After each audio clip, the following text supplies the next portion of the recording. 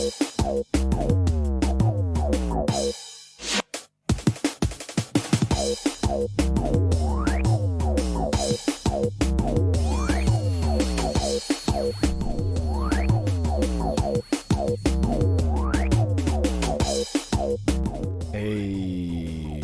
going on, everyone? Welcome. How are you all doing? It's good to see you.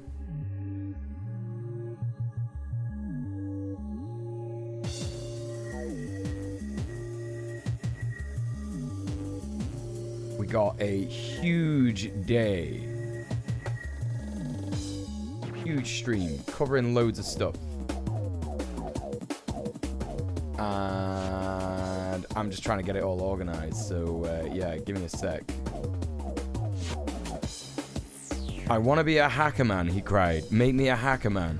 But the hack master did not answer. He just kept on hacking. What? It's good to see all of y'all.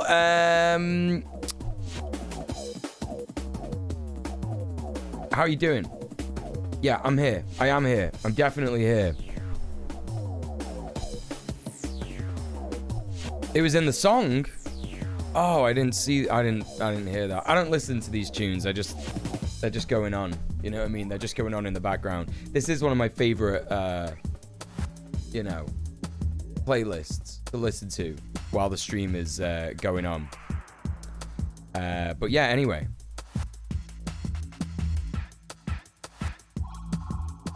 I have got so much news, so much news for you today. But first, let's say hi to all the wonderful chatters. We got Pata Potato, how you doing? We got Adorable, we got Kasona Fun, we got Ludo, and we got Bass Junk E. How are you all today? Adam Warlock as well, it's good to see you. Not seen you in a long time. Hope you're doing okay. First things first, everybody go follow Kasona Fun. He's a great streamer, a good comrade. Oh my god, and TTK! How are you doing, TTK? Good to see you. Although I saw you in the Discord. I see you in the Discord most days. It's nice to see you in the chat. How's it going? Yeah, you don't have to be active in chat. You can lurk away and do whatever is clever. How was my day, says Ludonart. My day was pretty good today. I am just so tired from the London trip yesterday. Had to be up super early to get on a coach. I hate being on coaches in general. I just do not like any of that. But yeah, went down there with the gang, with the comrades, and it was super fun. Well, it was super fun for a bit. I'll fill you in more about it as the stream goes on. But today, yeah, I've actually just been like really tired. Like we got home super late, and oh man, yeah, it was just a crazy day. Just like a really crazy day. But this morning, woke up super tired. Even though I woke up quite early and I had a good night's sleep. And I'm still pretty fucking tired now, which is why I'm not switched on to 100% chat. I'm not gonna lie. I'm gonna be real honest with you. I'm not 100% awake right now. But what was I talking about today? So when I woke up today, just had my breakfast, had a coffee, and I just played Super Mario Sunshine for a bit. I finally completed Super Mario Sunshine. If you're an old school Muel head, then you will know that I played Super Mario Sunshine on stream. And I didn't finish it on stream, but I finished it today. Finally finished it today. Finally beat Bowser. The last level is a piece of shit. I was so annoyed. God damn it. Hey, Goblin Hugger. Yeah, I'm going to get into that in a bit. Can I get a shout out for Goblin Hugger, please, TTK? And for Dave Warnock as well. How you doing, Dave? Appreciate you still streaming, though, despite the busy day. Today has not been a busy day. I'm just still tired from yesterday. You know? I'm not tired enough to not stream. I didn't do any editing today. So, you know, I've not had a full day of work. But I thought, I will I will actually stream, because that's like half a day's work, you know? Did I get all 120 shines? I didn't, Roho Mile, but that's the next plan. But it's good to see you in the chat as well. How are you doing? Thanks for the shout outs. How you doing, Dave? How you doing, Gobs? Good to see you. Please go follow both of those streamers. Phenomenal. And yeah, what else did I do today? I went to the gym. I did a leg day. And then since then, I've just been back. I went to the sauna as well at the gym. Like, I'm just like, I'm a big fucking sauna head at the minute, man. Like, you know, I saw my mum for Mother's Day and she was like, you look like you've been abroad. And I said, why do I look like I've been abroad? And she said, you've got a tan, you've got loads of colour in your face. And I said, well, that is because I've been in the sauna loads. And that's it, basically. It's just literally that. Like, I think going in the sauna like makes your blood vessels like work better. You know what I mean? Like, I just think it like pumps blood around your body a lot better, and then like gets to your skin and stuff, opens up all your pores and this, that, and the other. Yeah, so I was like, look, I'm just a bit red. That's all it is. You know what I mean? I've not got a tan. I wish I had a tan. You could probably see it on the stream, to be honest. I'm like not as pale as usual. Like, got a bit of like rosy cheeks and that, you know? You've never been in a sauna? Saunas are really good for you. If you go in a sauna for 15 minutes once a week, I think it's like supposed to increase your life expectancy by like 3 years or something. I don't know. It's like really, really good for you. And just like the health benefits that you have, like, despite life expectancy, is like, you know, you get really clear skin because you sweat all the fucking shit out of your pores. It helps, yeah, helps with blood flow. Saunas sound like torture to you, hot sweaty box. Here's the thing, it is technically a type of torture, right? Because you're not supposed to like sit in a box that's 70 degrees for ages. Like, it's not like ideal, which is why you don't, you know what I mean? Like, I sit in the sauna for about 7 minutes. That's as much as I can stand in the sauna. But it's because, so it's the same thing as exercise. There's like two different types of stress. There's like eustress and distress. And distress is like things when we like worry about stuff, when we have anxiety and all this kind of what have you.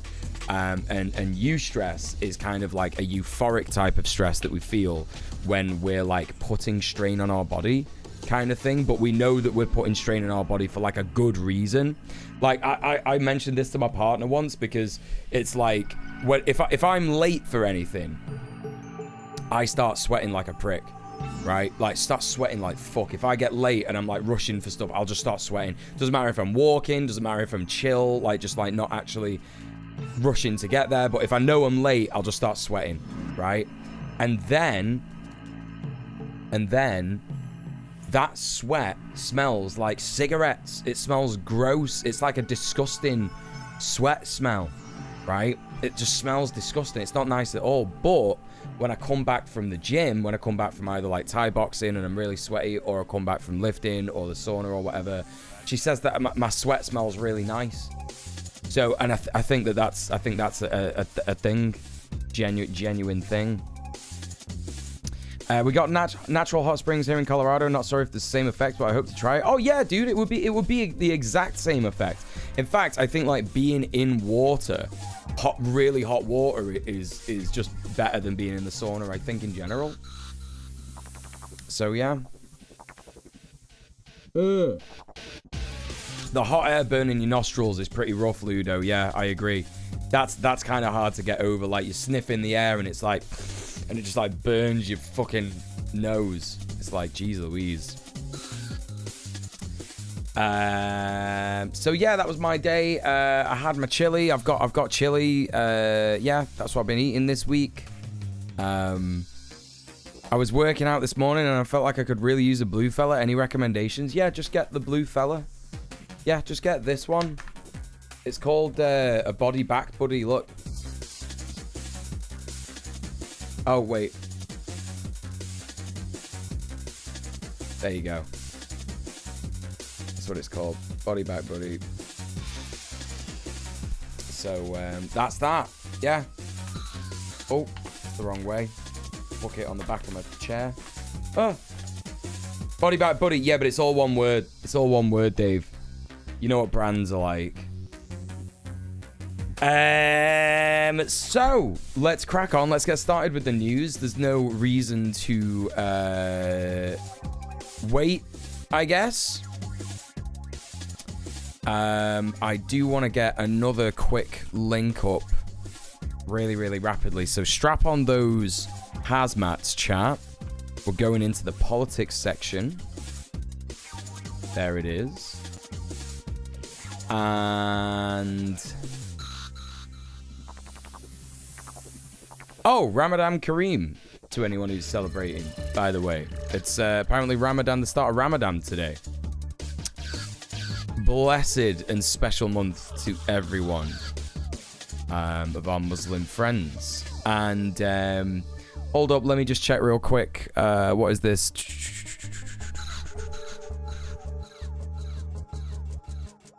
I doubt the study you're citing without reading it myself, but saunas are nice and a great way to de-stress.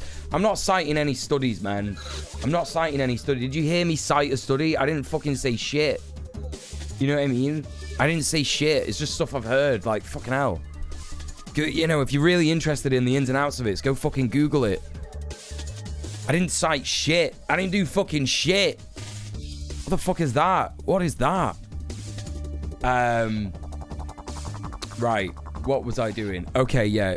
UoM rent strikes. So, you might have heard about the University of Manchester rent strike. It's like a combination of direct action and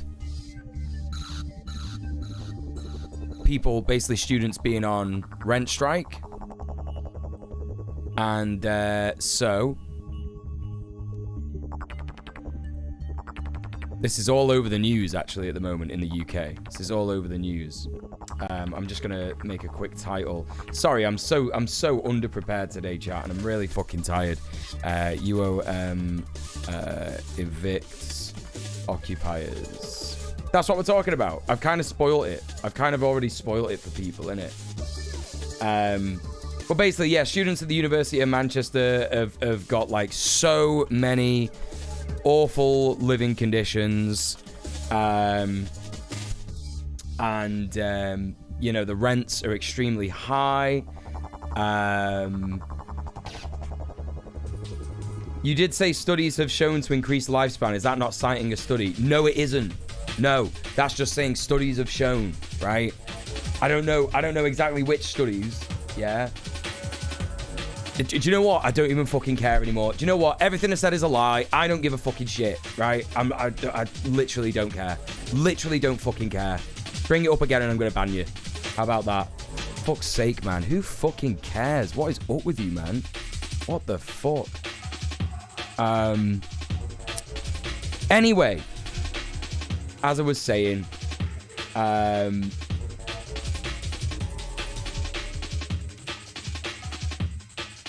students at the University of Manchester, extremely bad living conditions in their student accommodation.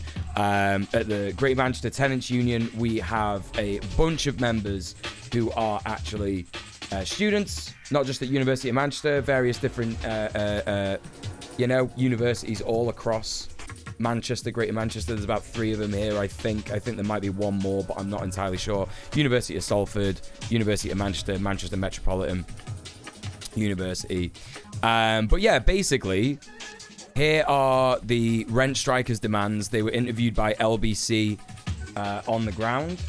So let's have a little listen to what the demands for the occupation and the rent strike actually were. We have 3 demands that are really simple. The first is to give in to the rent strike demand. So right now about 350 students are withholding rent from the University of Manchester because of the horrible conditions that they have to live in. So one of the demands is for that to be listened to. So far. Yo, why could you not put a windsock on your fucking microphone, LBC? What is wrong with you? Why are LBC... How is LBC this unprofessional? Do you have a windsock? Like, chat, you know about a windsock, innit? Like a fluffy cat looking thing. Absolutely no time to negotiate. Bro, what is this sound? At all. second demand is a £1,500 cost of... Right, if you didn't hear what this student said, I'm gonna pull it back and I'll do my best to translate through the wind. Demands is that to be listened to. So far the uni has absolutely no time to negotiate at all. The second demand is a £1,500. So she was basically saying that like students are withholding their rent because of the awful conditions that they're living in, and they want the university to basically address the conditions and do the fucking repairs that are necessary to make the places livable. Yeah, or go to a place with less wind, exactly. Like, you don't even need a fluffy cat. You could just literally, like, go round the corner or something. Do you know what I mean? Do the interview again. It's so fucking daft. Right, anyway, so that's the first thing. £500 cost of living payment for every student, and that is in line with the maintenance loan that we've lost in line with inflation, and also very easy for the university to afford. They're sitting on £1.5 billion in unrestricted reserves. And then the third demand is a solidarity one with the ECU. We support the ECU strikes wholeheartedly, and without their solidarity we probably wouldn't have been able to go on for 6 weeks. So the UCU, which is the Union of University and College Workers Union, they have been on strike, demanding pay rises, demanding more holiday pay and stuff like this. You might have seen UCU on Twitter or on Facebook or even in the news. And so the rent strikers are students who are showing solidarity with university and college workers. That's real solidarity, you know what I mean? Like, basically striking to support unions, right? Or the unions basically doing shit to support other unions. Like, that's what solidarity is all about, you know? So, those are the demands. And today, after they were summoned, the occupiers were summoned to the High Court in Manchester to actually sort of defend themselves from a possession order. Possession order is an eviction order, basically. If you know about possession, the High Court basically grants private firms or the police powers to actually be able to assist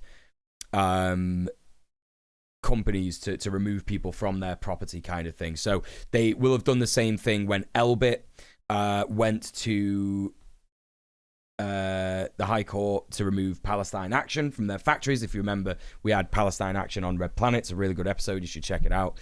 They were doing awesome stuff for Palestinian liberation.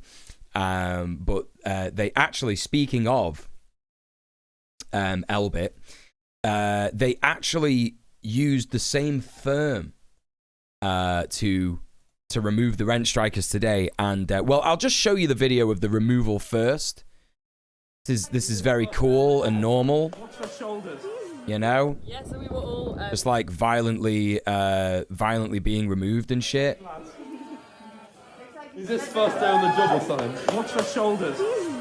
Yeah, so we were all asleep, cozy in bed, and at 5:20 in the morning we heard a bang at the door, and I think about 6 bailiffs, big guys, like, walked in shouting, "Wake up, like, get your stuff and leave." When they realised that we weren't going to leave just because they told us to, they started, like, dragging us out. They weren't massively gentle. Like, they plopped me on top of Anya, like, just dropped me on her, and then, like, dragged me out of the lift by my arms. Yeah, and I think it's worth saying that, like, the university have decided to take students to court and then call bailiffs on them, getting them dragged out of their own university premises, rather than just, like, negotiating with us and, like, simply just coming and have a conversation. That's all we're wanting. So this is the thing, chat. The university didn't even bother to try and negotiate terms or some kind of a deal with the rent strikers. They just treated them like they were the absolute worst people in the earth. So you might see these stickers on the back here, NET, and that's what I was talking about before. So this is the I think it's the National Eviction Team, basically. I think that's oh, sorry, I not got my not got my phone on silent. That was my phone, folks. So the national eviction team are the same people that, you know what? I should have a content warning here for fucking racism, because this is fucking disgusting. This is fucking disgusting what we're about to read, chat. But the national eviction team, they're the same people that Elbit Systems, who proudly say that they test their weapons on Palestinians, Palestinian children, stuff like that. They're the same people that Elbit hired to remove Palestine Action from their factories during their direct action. And on their front page of their website, they say proudly, it's right there in massive fucking letters, the National Eviction Team has successfully and safely undertaken more evictions of demonstrators, protesters, and travellers than anyone else in the country. This is paratrooper, Nazi, Freikorps shit, chat. These fuckers pride themselves on ethnic cleansing. Legitimately priding themselves on ethnic cleansing. If you don't know what travellers means GRT, right? The Gypsy, Roma, and Traveller community. That's basically what it means, right? They are a rotten private company, Blumhouse. Also, welcome to the stream, and also welcome to the stream, Kiri. Kasona Fun says, just on a PR standpoint, if I was a parent and my kid was going to this uni, I would be pissed and putting them on blast for treating students like this. Oh, yeah. Yeah. Me too, man. It's extremely fucked. It's extremely fucked. I've been there on days of action with parents of students who live in fucking shit. Granted, this wasn't with the university, right?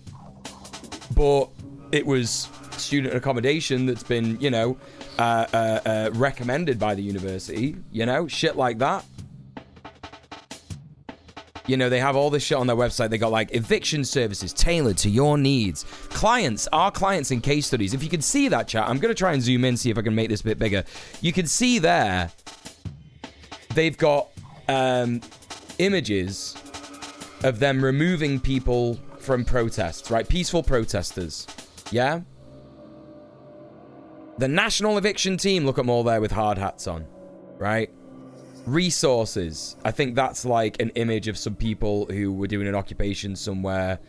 And they've got all these fucking articles. They got their own fucking propaganda machine.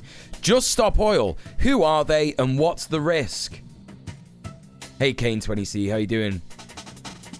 You know? Let's have a quick look at this article and see what they say about Just Stop Oil, our literal friends of Red Planet. You know, Just Stop Oil, comrades against climate change, right? Just Stop Oil comprises several activist groups which have come together to protest the continued use of fossil fuels. What do they want? They want the UK government to stop all new licenses for exploration and production of fossil fuels, as well as greater investment in renewable energy, provision of free public transport for all. In the UK, these groups include Extinction Rebellion, members of whom National Eviction Team is removed from many a protester site. They just go straight into it. They're just like, these are their very reasonable demands, but we've removed them from many, many places. They have a presence in many counties and claim to have 3,000 people they can mobilize for the new campaign, which is based on non-violent protest and civil disobedience, which they claim has been successfully used by Insulate Britain and Extinction Rebellion. Some of our agents may not fully agree, in their experience, that there has been a complete absence of violence from the latter. Shut the fuck up, dude. A number of Just Stop Oil protesters have been arrested in 2022, with some sent to prison. Arrests have been for actions such as the protests on M25 gantries and the National Gallery defacement of Constables Haywayne and Van Gogh's Sunflowers. Since 1st of April 2022, there have been 2,000 arrests and 24 protesters are currently in prison, according to the Just Stop Oil website. That is actually true. That is actually true. What is the risk to your business? What is the risk to your business, right? If you're in one of the sectors being targeted by Just Stop Oil, you may be at risk of protesters on your site. Oh no! What a risk! If you're neighbors to a business in a high-risk sector, you may also be at risk of disruption, especially if you share access routes. Will the police help? That depends. If the protest is on private land, they're not permitted to remove the protesters. It has to be done under a High Court writ of possession by a High Court enforcement officer, such as High Court Enforcement Group of the National Eviction Team is a part. It can also be carried out at common law, but the client should obtain legal advice before acting. HCE Group can act as agents for the landowner in such circumstances. If the protest is on national infrastructure, then the police are permitted to help, provided they have the resources at that moment in time and also specialist teams and equipment. I actually find it really funny that they're legitimately talking about how useless the police are, but they're invested in that, aren't they? Because they're a private security firm, and ideally they would want to privatize the police so that they could actually, like, you know, fucking make the police absolute psycho fucking Nazi stormtroopers even more so, you know? Hey, got a TVI, how you doing? Welcome in. So yeah. For example, removing protesters from motorway gantries must be undertaken by persons trained, equipped, experienced, and insured in the safe removal of persons at height. This is not a rescue operation because the protesters will often physically resist their removal, for example, by the use of lock-on devices. These experts may not be readily available at short notice, as some forces may not have their own team. It's just like, who are they and what's the risk? So they've talked about who they are, and, like, what's the risk? And it's these two sentences. You may be at risk of protesters on your site. Love that. Huge risk. Anyway, that's the NET. They're scumbags. They should be absolutely fucking destroyed. Remove this private company from existence. They have no place in a fair and civil society. And yeah, they must be removed. They must be ended. Like, if I had any extra time to spare doing activism, I would make it my main job to stop the NET from existing, or any other companies like it, right? Like, I just, like, the whole thing of them having on their website, like, we often remove travelers, like, it's just sickening. You know, the protesters and demonstrators is one thing, but, you know, just outright racism there, you know? So, despite this eviction, the rent strike is going on, which is really, really cool and really important. We're hoping to have someone from the rent strike on Red Planet this Sunday.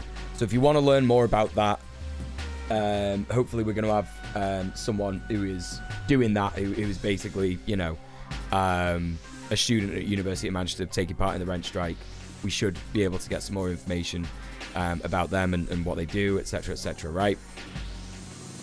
So that is very cool, and fingers crossed that they can make it. Unfortunately, our guest that we had planned for this week pulled out, but due to illness, and they couldn't find anyone to replace. But it looks like it was sort of meant to be, because this thing has blown up, and yeah, they've agreed to speak to us, the rent strikers at Uni of. So yeah, very cool. Now, in solidarity with the rent strikers, University of Manchester Students' Union have completely disavowed the student evictions, and let's have a look here. We are appalled that the university has let things get to this point. The treatment of student occupiers who were evicted by force at 5 a.m. this morning from their occupation of 2 classrooms in the Simon building never needed to happen. 2 years ago, the university's crackdown on students in halls during the pandemic created the same students who are today putting their degrees and futures on the line to fight for basic amenities and an ability to buy food. Their trust in the university has been rock bottom since those formative experiences. Have we learned nothing from that time? The university has chosen to exercise the coercive force of the state against their own students rather than reach a measured resolution. This use of force will only do more to widen the gap between students at the university, restarting the cycle of trauma and conflict that has gripped the students here for 3 years. We have done our best to take the university on this journey with us and cut through the issues on the table, but clearly this has not had an impact. We must go further and push for more meaningful engagement. We urge the university to immediately cease its violent and threatening approach to individuals who are protesting their miserable material conditions. These are not the actions of an institution of knowledge. Fucking true. And you know where this all comes from, chat? The fucking privatization of university, the privatization of education, which was done by David Cameron's government and Nick Clegg's government back in 2011, I believe. Privatization of university UK. Let's have a little look at this.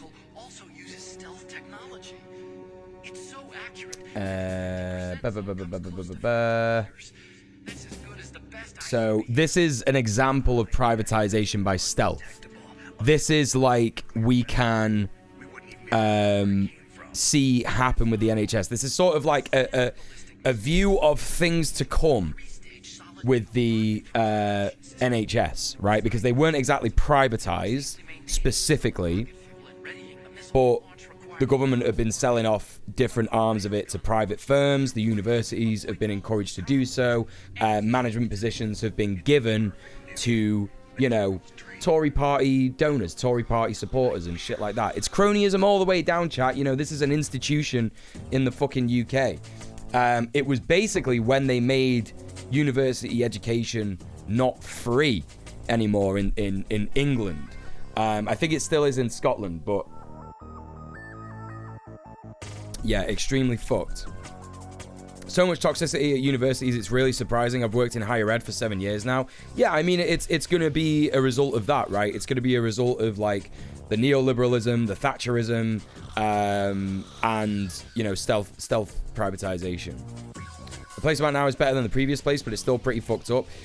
Chat, the amount of university professors who are, like, openly transphobic and the academic community does nothing about this, it is fucking disgusting, you know? Hey, Muel, how you doing? Welcome in.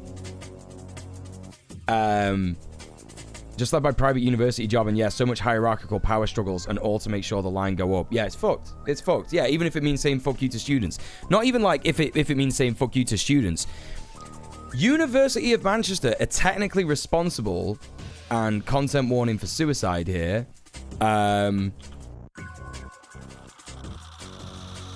Just give everyone a little chance to sort of like leave the stream if they don't want to hear about this.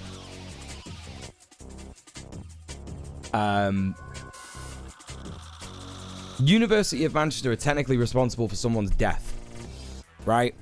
I don't know if you've heard about this, chat, but there was a student who applied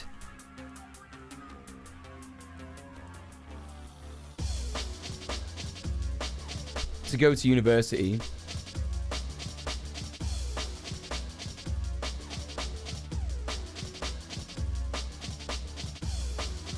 I believe this was, yeah, so this was in July last year. Extremely messed up shit, right? So let's take a look at this real quick. University of Manchester issues statement over upsetting, oh my god, please fuck off. Please fuck off. I do not want to sign in with my Google account. University of Manchester issues statement over upsetting reports of student applicants' death. University of Manchester has addressed the upsetting reports after a tweet was widely shared following the reported death of a student applicant. The tweet shared by Foca Vitulina yesterday claimed that an applicant for the university had taken his own life. Claimed the university had taken a £1,000 deposit for the prospective master's students, rejected the application because they could not make living costs, and then allegedly did not give the money back. The applicant then died by suicide because of his absolute hopelessness of his situation. Right? Where has the £1,000 gone?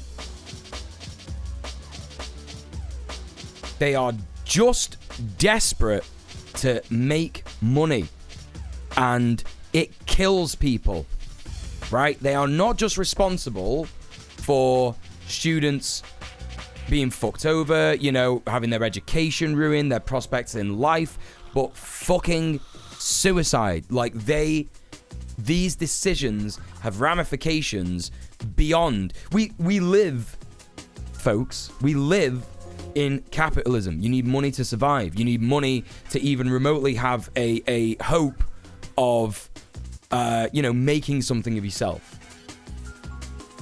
Right? So, due to the fact that the university probably wouldn't have supported this student with the cost of living crisis, yeah, and the fact that their deposit wasn't given back, right? And there's no reason for the deposit not to be given back if they've rejected the application, right?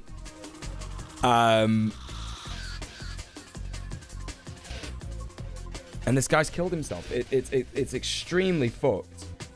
It's extremely fucked.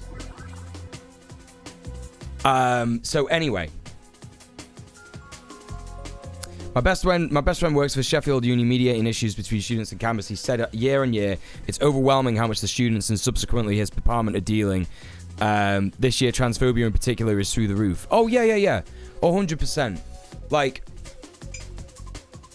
it's no surprise that reactionary points of view are being peddled by university staff.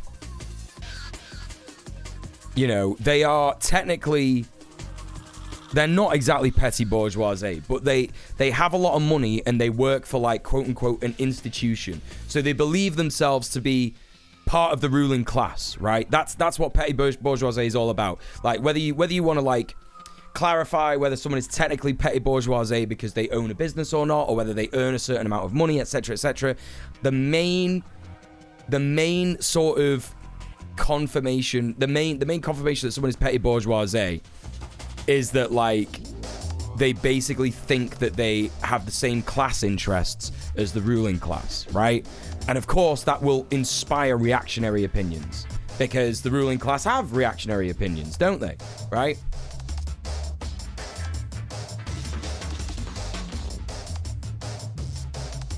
Absolutely fucked. Hey, Carpe Pax, how you doing? And hello, Effie, how you doing? And hello, DJ Che. Can I get a shout out for the Carpe Pax, please? TTK, if you're about still. So anyway, yeah, extremely depressing stuff. You know, really, really upsetting. But here's the thing about all of this, chat. If you Google University of Manchester right now, you will obviously see the University of Manchester website come up, right? It's the standard thing. They pay for it with Google AdSense and all that shit, right? But if you scroll down past their website stuff, is it difficult to get to University of Manchester? Is the University of Manchester a top university? Is it any good? What is the rank? Right? People also ask. And then top news stories. University of Manchester students forcibly dragged out. Watch. Student rent protesters carried out a building by bailiffs. University of Manchester bailiffs drag students striking over rent from building. Yeah. Bailiffs evict students in rent row. Right? This is so much bad fucking press, chat. And as soon as it becomes obvious to people that the firm they used to do this prides themselves on fucking ethnic cleansing, right? Because that's what it is, chat. Let's face it. When you remove travelers from an area, GRT people, you're doing ethnic cleansing. That's what that is, right? And just everything about it. It's all over Twitter. It's just absolutely fucking popping off. So, you know, their reputation is, you know, it's going down the pan. It's going down the pan, chat. So there you go. There is the update on the rent strike, the occupiers of University of Manchester. So that is that. That's that news story done. What did you think about that, chat? Hey? Crazy shit. It's good to know that the University of Manchester are basically the students at the University of Manchester are basically not gonna give up the rent strike. You can also, if you want to support the University of Manchester Occupation Rent Strike Fund, there's a tweet there on chuffed.org where you can donate to the actual rent strike fund. So there you go, chat. You could give money to these absolute fucking legends. And let's have a little look. There is one thing that I wanted to show you, which is like a reel that they made. Hold up. Glad to see TikTok videos showing this news is across mainstream media too. Oh yeah, definitely. Surprised that Twitter is pretending nothing is happening. I would refuse to post if I was their social media person. Yeah, I know. In it. God, there are so many people. There are so many people tweeting about this, chat. Actually, it's crazy. I'm just going to show you. I've been scrolling down because I want to see like I wanted to see like a certain video that they made about what it's like to live in University of Manchester halls and accommodation. But there are so many people. There are so many people who are tweeting about this. This is like fucking popping off, man. This is fucking crazy. Good God, this is amazing. Just everybody's talking about this. Everybody's fucking talking about this, man. University of Liverpool Communist Society, we stand in solidarity. So fucking good, man. So good. So now this is stuff before the eviction. Let's take a look. Here's a picture of them all outside the High Court in Manchester.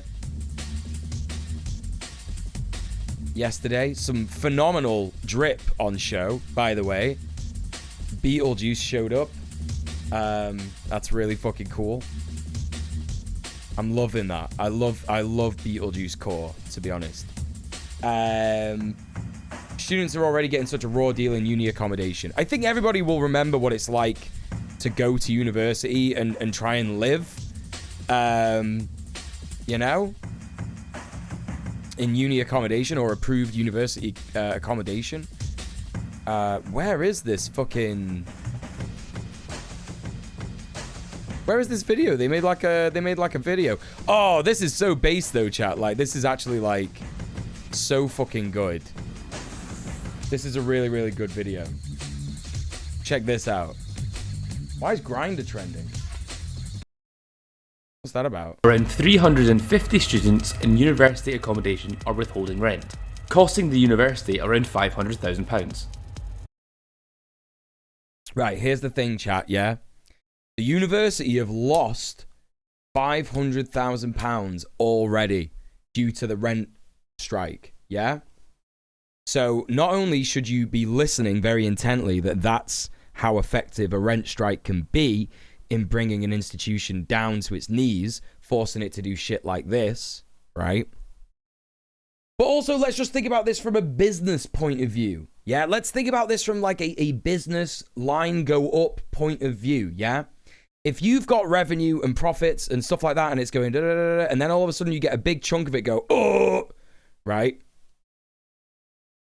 What sense is there to make the stall in profits go like that? Like, oh, do you know what I mean? Even further down by hiring like an extremely expensive private security firm like the National Eviction Team, right? Go like that. When you could make it just sort of level out a bit by caving to the fucking rent strike demands. It doesn't even make sense from a business point of view. They've actively been cruel in terms of what they've chosen to do here. Students say they're living in subpar accommodation that they can't even afford. I went to meet Sophie. She's a first-year mental health nursing student living in halls. She pays more than her maintenance loan and rent for accommodation complete with mice and mould. More than your maintenance loan, chat. More than your maintenance loan. Like, your maintenance loan is supposed to cover this stuff, right? And look at this. Look at the fucking state of this mold. This is black mold, chat. This is black fucking mold out here. She's gone on rent strike. And then this is the kitchen. This is where our mice and rats like to live. Rat traps down there, rat traps over there. And then I'll show you upstairs. Are the rat traps working? No. They got like a Peter Griffin drawing up here. This is funny as fuck. This is funny as fuck. Also, like, no, I'm not gonna say it. I'm not gonna say it. This is the mold in our A big thank you for the flat being so tidy, John. ceiling. We've told them about it. They haven't done anything, so we've kind of given up. Yeah, halls are very prison-like, right? You're paying how much for this?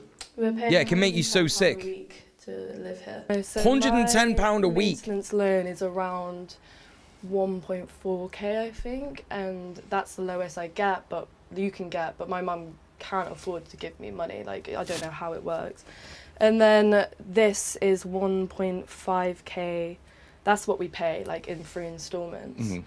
So it just doesn't work. I have to make up £100 somehow to pay my rent, plus send the whatever amount of money to feed myself, go out, get to the bus, do everything else that I'm trying to do to get my degree. And you're also doing a very stressful degree. Yeah, so I'm doing mental health nursing. I'm currently on placement, so I'm literally...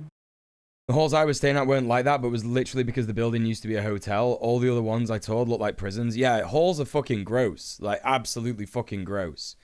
And if you want to know something, like, mental about halls, and I know this in University of Manchester, because one of my mods, I won't say who in case they don't want me to call them out on this. It's not really a call out, it's just whatever. It's just one of those things. I don't think they realized like what it meant for this to be a thing. But during summertime, they actually like let people come and stay in halls. They actually let people like come and like do an Airbnb kind of thing in halls, right? It's fucking mental. So they're making money on it even when people aren't there, you know? Going to work right now. So obviously it would be a lot nicer to be able to come back and not have to be stressed about just basic survival needs like going shopping and getting food. Are you worried about the mould? I am. Like when I first came here, I remember Did that at yours, Muel? going and telling everyone and being like, oh, there's so much mold in the bathtub or in the bathroom, and now I'm just kind of like, if you just keep worrying about it, it's like that's all you can focus on. Hey, squirrel nuts. Yeah, I went to school to learn to treat poor mental health, and all I got was this fucking mental breakdown. Right, exactly. Just kind of look at it now and stare at it and be like, okay. Yeah. Hey, semiotic. Breathing it in, especially because like since being back at university. Yes, they're holding education hostage. That's always right. Ill all the time here, so. That's probably something to do with it. Probably, especially like the people that have really bad mold in their rooms. Like I feel for them if you're sleeping every night, like deep sleeping next to mold. And is this what you hoped university would be like? No. Like, No one hopes uni is going to be like this. Like in 2023, like, you know, when you watch like The Young Ones, for example, if no one's ever seen like The Young Ones, that was like sort of what students were living in Thatcherite Britain in the 80s, right? You know what I mean? This is wild. Like active mold is that common in these places. Semiotic, right? I'm the elected Member Solidarity Officer for Greater Manchester Tenants Union, right? Member Solidarity is my whole thing. I have access to all the support requests that we get from members, non-members, people who are having problems with their properties, their landlords. When I say to you, 90% of the people that come to us have mold and damp, I'm not exaggerating. Every single fucking building, right, in this city has mold problems. It's extremely bad for people, and it has absolutely been confirmed to cause the death of a migrant child that we spoke about, like, you know, when it happened a few months ago. It's extremely fucked. But like, yeah, you know, like in The Young Ones, they live in this like gross house, and it's like, you know, Thatcherite Britain was like really, really bad, like super bad material conditions for everybody, and shit like that. But here's the thing, it's like, we're still living in Thatcher's Britain, but it's just like different people are running it, you know? This is the consequences of neoliberal capitalism, right? I went to uni in Edinburgh and they turfed us out for the Fringe Festival so they could rent the rooms out, which is kind of lol in the first place. Come to University of Edinburgh, see the Fringe, or don't because you can't. Mental. I was partial to Neil. Neil's a good character, yeah. I like Vivian, obviously, because he's just ridiculous. Effie says, after I moved out after getting turfed out for Fringe and didn't come back, then got charged for someone damaging the room when they rented it out. That's not okay. It's not okay to do that. It's equally shit, but it's more expensive now. Yeah. Defo. Yeah, Vivian's the punk guy, yeah. Yeah. Yeah. Right, let's carry on. University with friends that are older than me, and it's nothing like this. Like, they're able to afford to live, and they're having fun and stuff. Like, I'm not getting that right now. That's Right. not happening. Do you think that will change? Hopefully, if the university gets their head screwed on right, it will change. And if they actually start listening to us and realising we're not just being like rebellious university students like everyone thinks. Like, no, we're actually talking up for a lot of people that need help, including ourselves. Yeah. I think then it will change. And hopefully people will start seeing that and start backing us. Like, this may seem depressing and grim, chat, right? But you should take hope from the fact that these young people are coming to the conclusion that direct action and striking, unionization, it's technically an acephalous unionization, right? That's what's going on. So it's even better than unionization, because this is just people who know that what you need to do to get people to listen and institutions to listen is direct action and withholding of labor, withholding of, money and shit like that gets the goods. Like, they're just doing that naturally, chat, under the material conditions that they've been forced to live under. Do you know what that confirms? That revolutionary optimism is correct. Revolutionary optimism, if you want a reminder, it's that the material conditions of the working class under capitalism will get so bad under the weight that's on top of them that they will be forced to do a revolution. And that's just facts, right? And we know that things are going to keep getting worse like this. We know that they're already really, really bad. And we just have to make that transition to a better world as easy as we can, as painless as we can, right? Because we know there's going to be a lot of pain. Even raising more attention. Yeah, exactly, Carpe. Yeah, capitalism is accelerating its own demise, yeah. Chester said in a statement, "We understand that the cost of living situation is having an effect on students, and many of them are worried or in difficulty." Listen, that isn't even what the fucking issue is. You've not even fucking said anything about the fact that your halls are disgusting. "We are here to help and have contacted students about payment options and support." No, you haven't. That's just a lie. That's literally a lie. And the options that they've given the students for payment options and support, yeah, is something called a hardship fund, right? The hardship fund is an allowance of £2,000 per student. But the qualification of the hardship fund, I don't know if you've ever applied for welfare if you're in the US, or if you've ever applied for benefits if you're in the UK, but it is means tested, unfair, and incredibly energy draining, incredibly exhausting, right? Thank you for the follow, by the way. Yeah, what's the cost of living got to do with mold? You know? May tap out of this, makes me remember shit uni stuff I don't want to think about. Yeah, that's fine, Pat Potato. No problem. No problem. The gap between qualifying for public assistance and not needing it is also very wide. Right, yeah, exactly. It's by design, right? It's by design. The issues of poverty are often much less about actual money and more about extensive quality of life issues. Yes, exactly. Like, what is... Okay, so yeah, great example, yeah? Most of the time, when people have been discriminated against, when they've suffered, when they've been, violently attacked or whatever, and they enter into like a lawsuit and they get compensation, that is 90% of the time just because that is something that will make your life a little bit easier under the system that we live in, right? It's not justice. Money is never justice. It isn't, right? Even the amount of money that like Alex Jones is going to have to pay to the parents of the victims of Sandy Hook is not going to fix that trauma, right? It's not going to fix that trauma. People just want their material conditions met. They just want their material conditions met. The money might help them meet their material conditions, but they want to be happy. They want to live a life that's full of, joy and hope and optimism. But money can't get you that. I literally got jokes made about my abuse by a DWP worker a few weeks ago. It's a really great system. At TTK, it's so fucked. So extremely fucked. I'm so sorry you had to go through that, mate. It's just like sick. Do you know what I mean? Sick. Like the people who work the people who work at the DWP are like, when you work like quote unquote for the system, right? Again, it gives you that petty bourgeoisie mindset, even though you're probably getting paid fuck all, yeah? Even though you get a shit wage, it makes you think that ruling class interests are the same as yours. Do you know what I mean? It's like cop mindset, innit? Do you know what I mean? Cop mindset is similar, you know?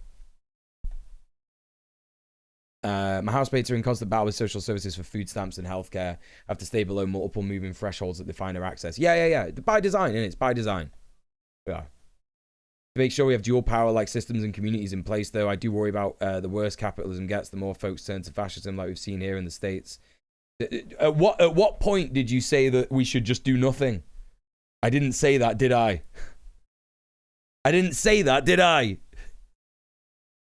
Yes, djmuel, famous for doing nothing. Famous for saying, don't worry about it, it'll all be fine. Like, I say that all the time. That's definitely what I say. Very, very good. Great observation. I do that all the time, don't I? What are you talking about, man? What are you fucking talking about? I found it's a dice roll between someone who actually cares and pieces of shit, and it's severely weighted towards pieces of shit. Yeah, of course, because it's like that kind of job gives people the incentive, right? That kind of job gives people the incentive to be pieces of shit, right? They probably are incentivized to be pieces of shit. It's like, if you save it, they're probably told in fucking meetings, yeah, right, there's a pot of money, right? So it is 50 grand, and, you know, that is your bonus. Yeah, that's your bonus. And the more people that you give that to, the less bonus you get. That's probably what they fucking do.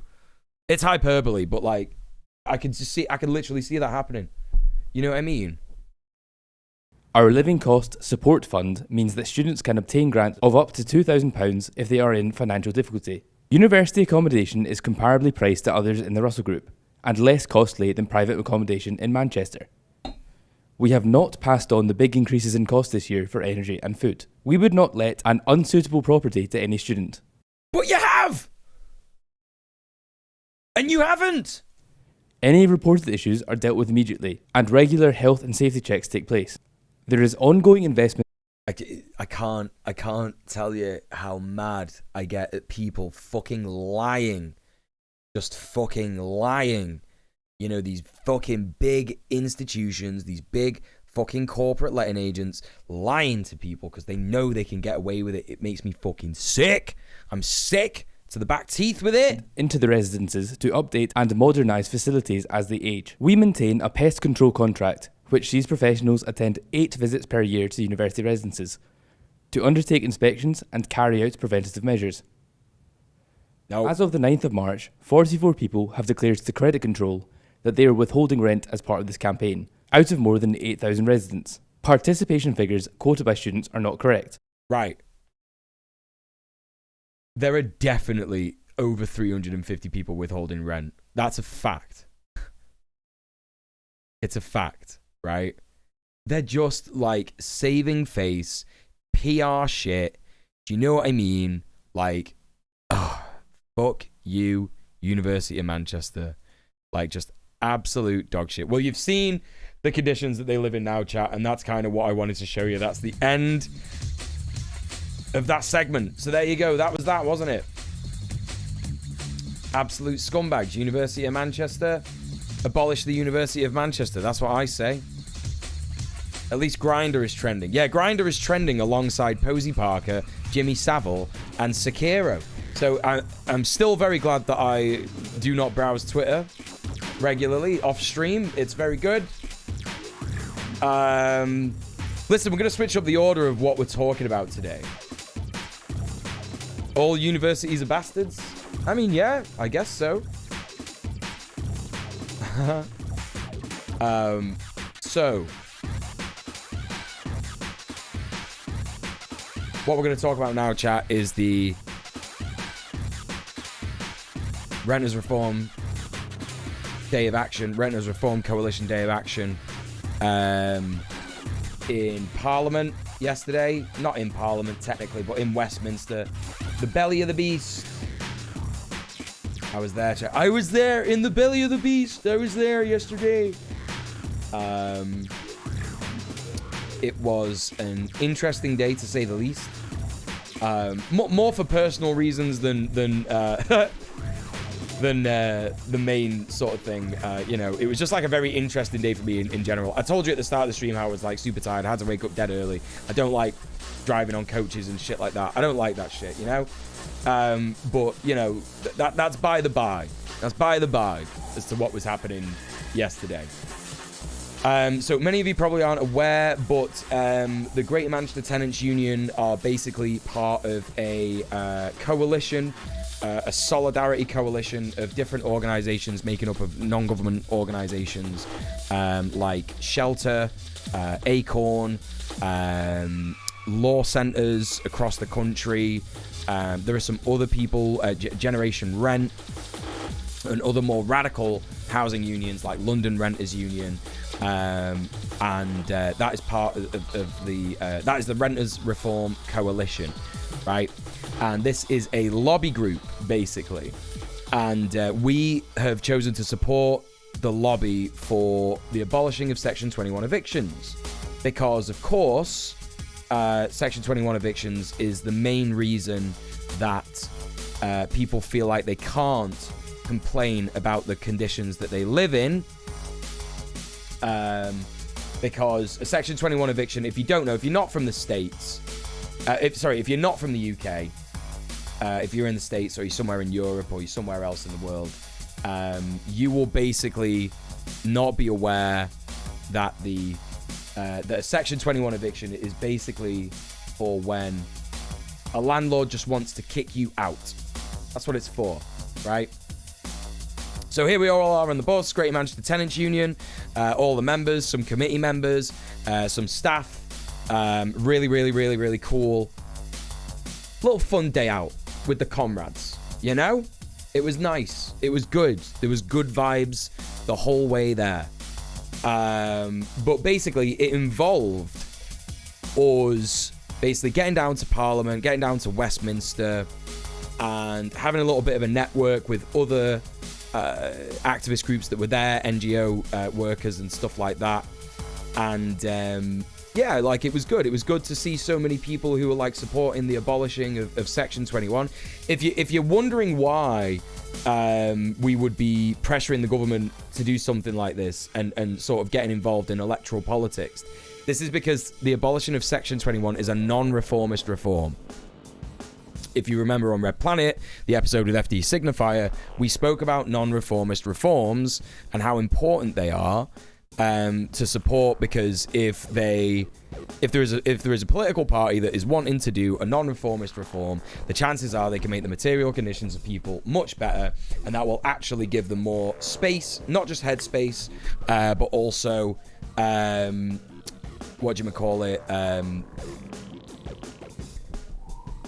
energy, time, shit like that, to build more power, to build dual power, essentially. This is why it's, you know, beneficial to support non-reformist reforms. Yeah, like Carpe Pack says, abolition over reform, right? So it would also be known as an abolitionist reform, right? A reform, so to give you an example of like what a reform is, it would be like, you know, when in the past there have been police reforms, right? So at the moment in the UK, we're going to talk about this in a bit, but the Met Police in London, people are talking about how the Met Police needs to be reformed, right? And that's basically because the ruling class are in control of the narrative and they want people to think that they're going to do stuff, whereas actually what they do is they just like move a couple of bits of legislation around and still enable the police to be racist, homophobic, sexist, you know?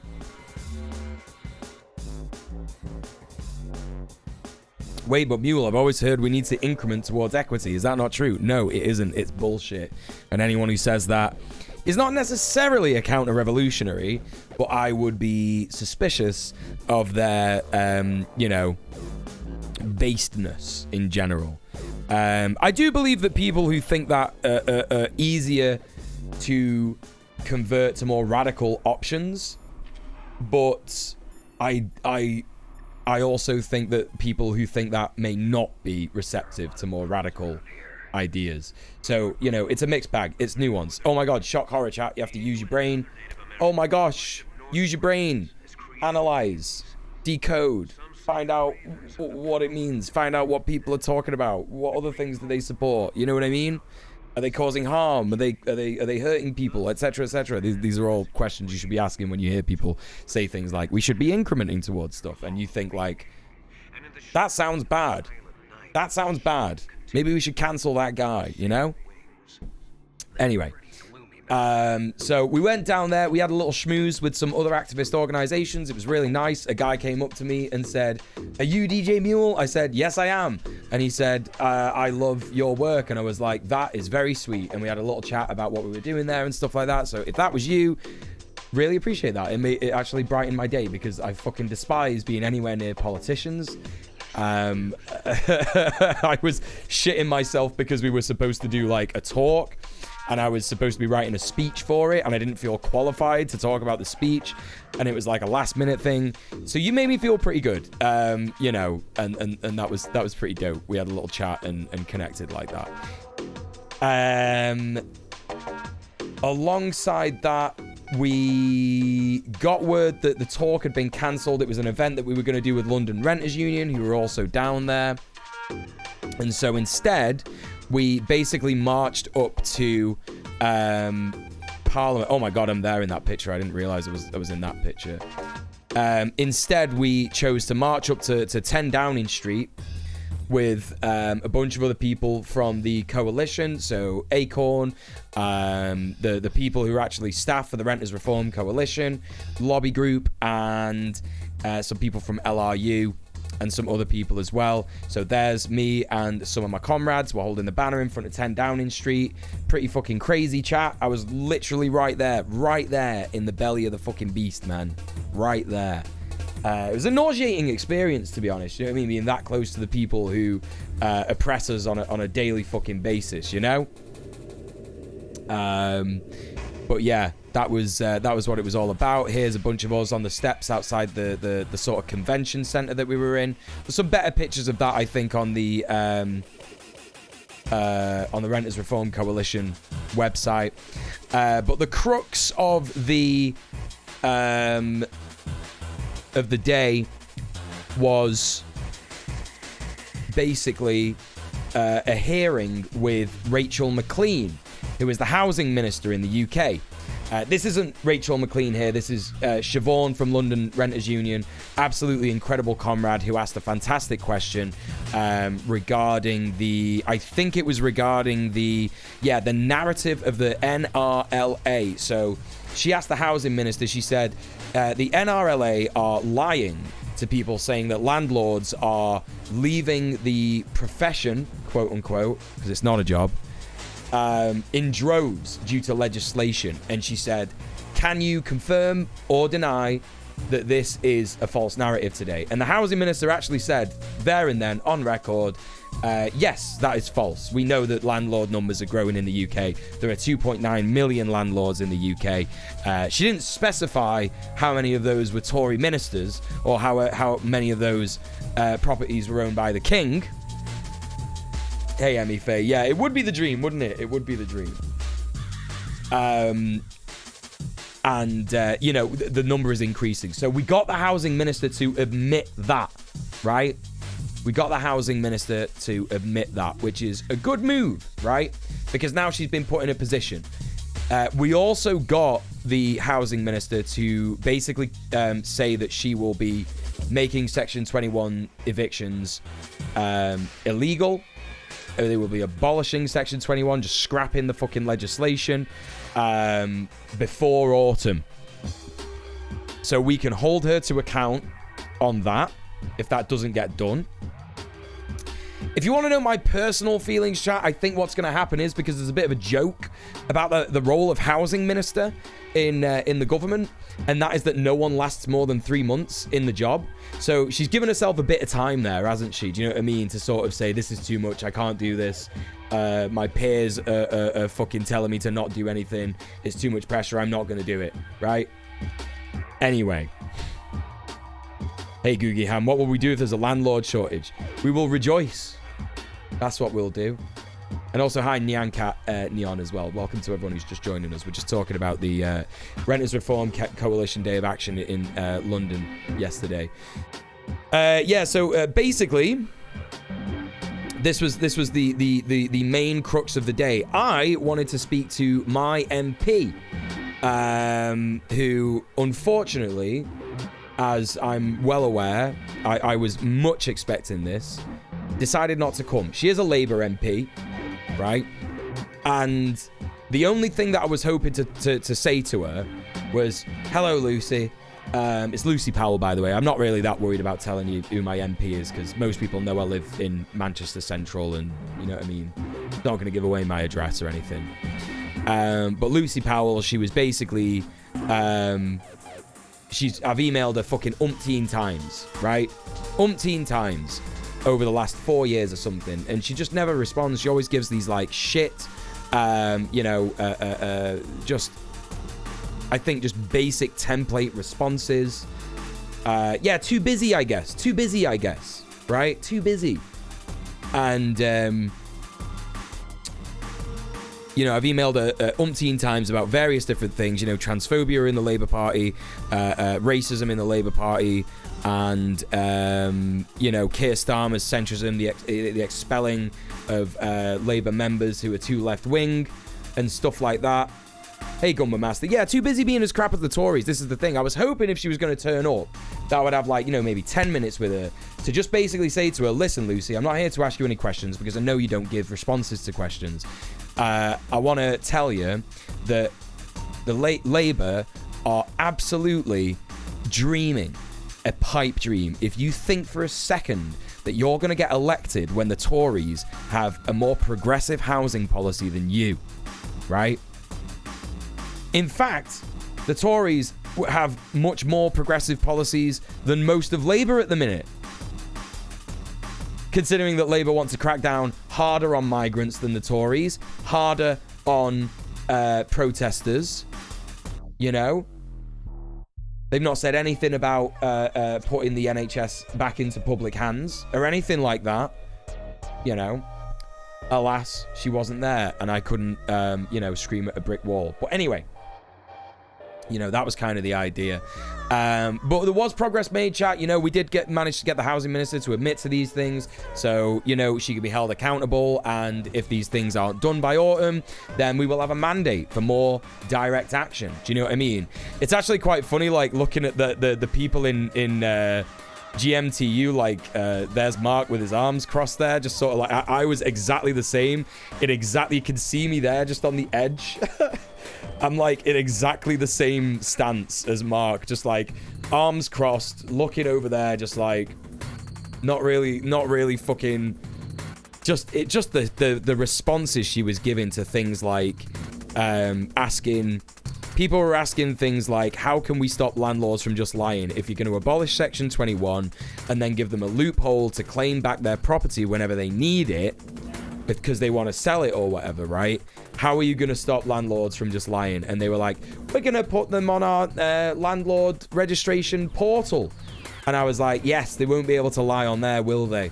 They won't be able to lie on there. They'll definitely, that something will happen when they're typing up the stuff, right? On the landlord portal, the official landlord portal, the landlord will be there. And all of a sudden, something will go ding in their brain. And they'll go, I better be honest here. Do you know what I mean? I better tell the truth in this registration. I better do it.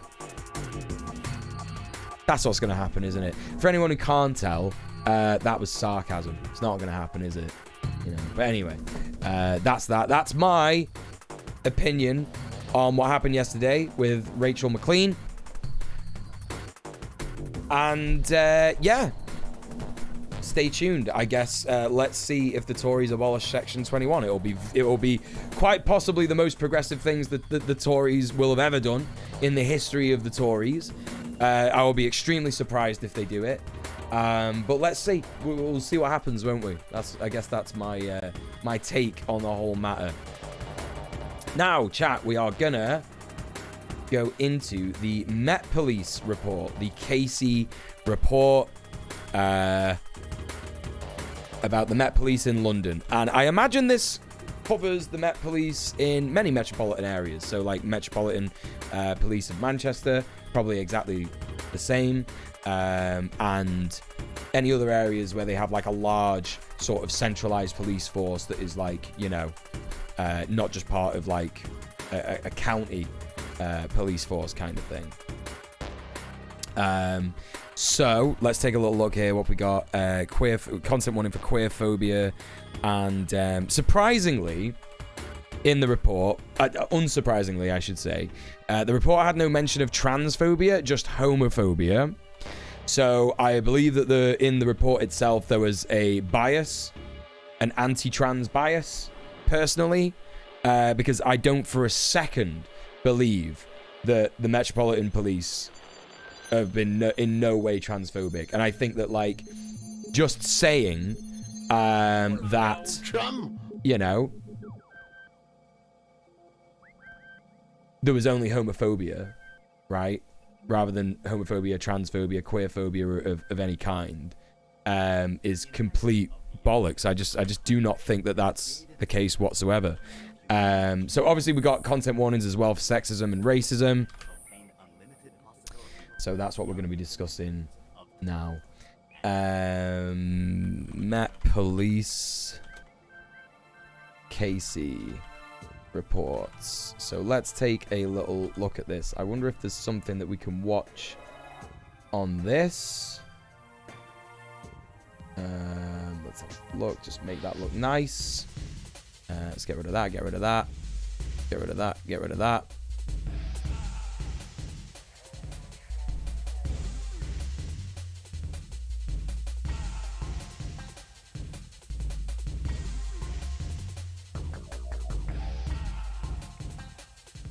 When they say homophobia, they just mean all queer people anyway. Do you reckon? I think they do mean that, don't they? But again, it's erasure of trans people, isn't it? Right? Let's check this out.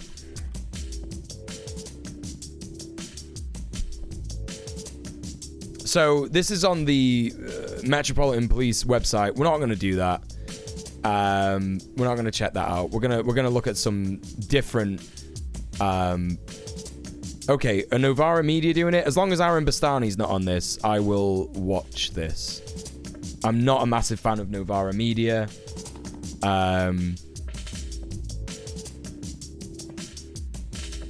Energy security. Oh my god. Have you seen how many adverts there are for Canada Oil and Gas on YouTube at the minute?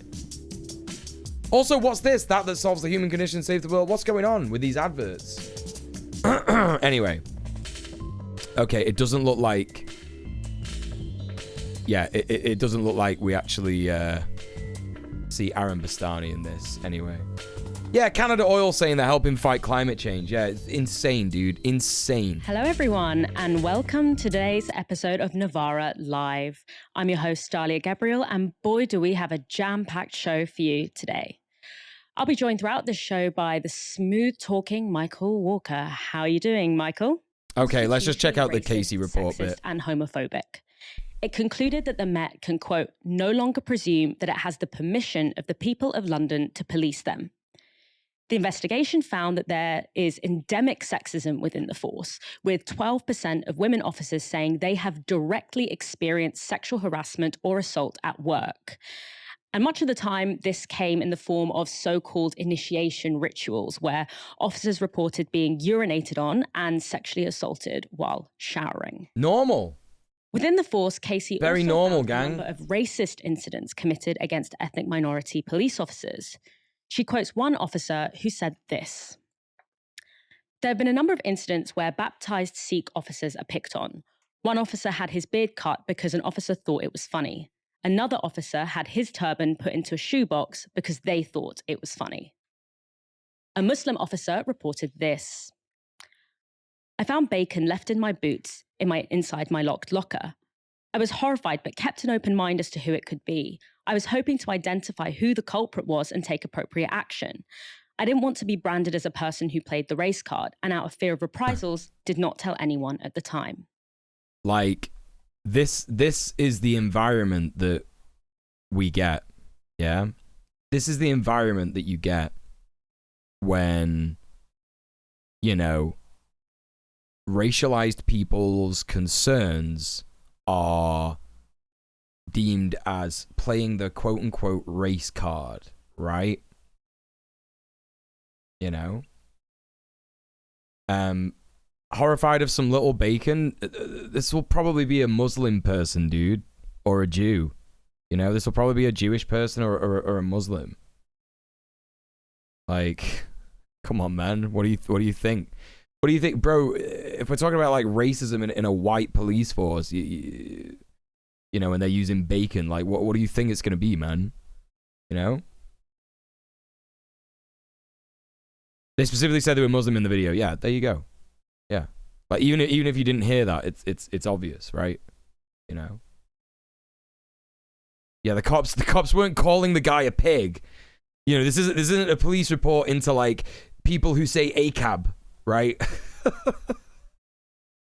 This begs the question, if this is how they treat their own, what hope is there for ordinary people from Black and ethnic minority communities? On this, Baroness Casey... No, it is a cop, right? It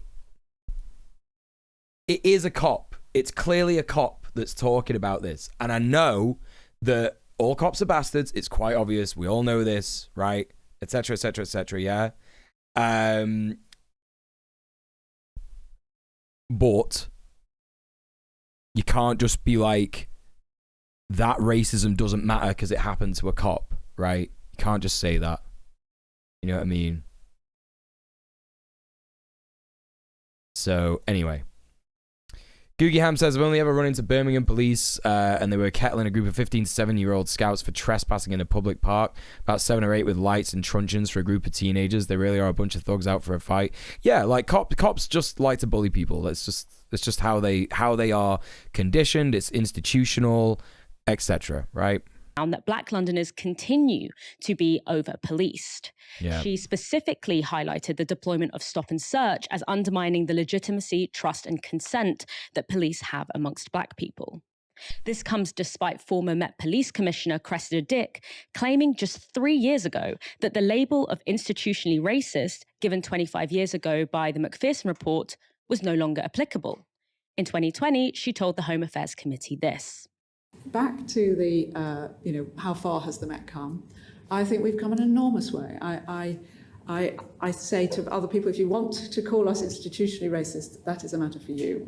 It's not a label I find helpful, as I think I've told this committee before. I don't think we're collectively failing in all the ways described in Sir William's definition. So I don't think it's collective failure. I don't think it's a massive systemic problem. I don't think it's institutionalized. And more to the point, I think we have come such a very, one who reads. very long way. Awkward.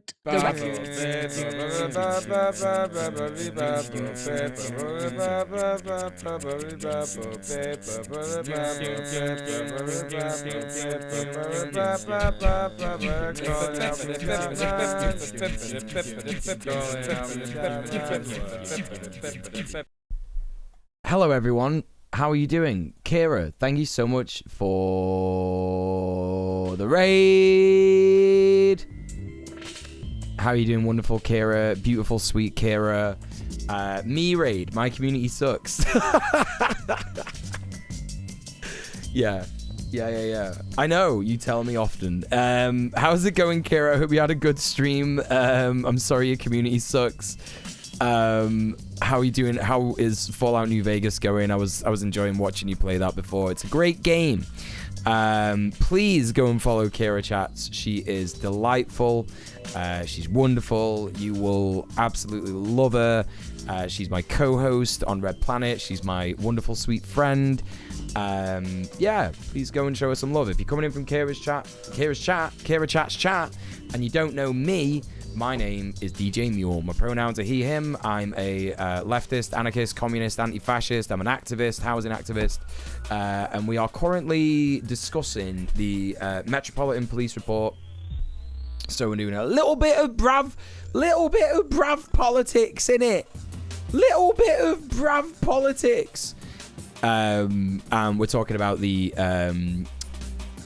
Met Police in London and how they've had a report done into them, which has basically outed them as being, racist, sexist, queerphobic in every single way. And, they have a fucking culture of just horrific, institutionalized hatred to everyone, and even when they treat their own.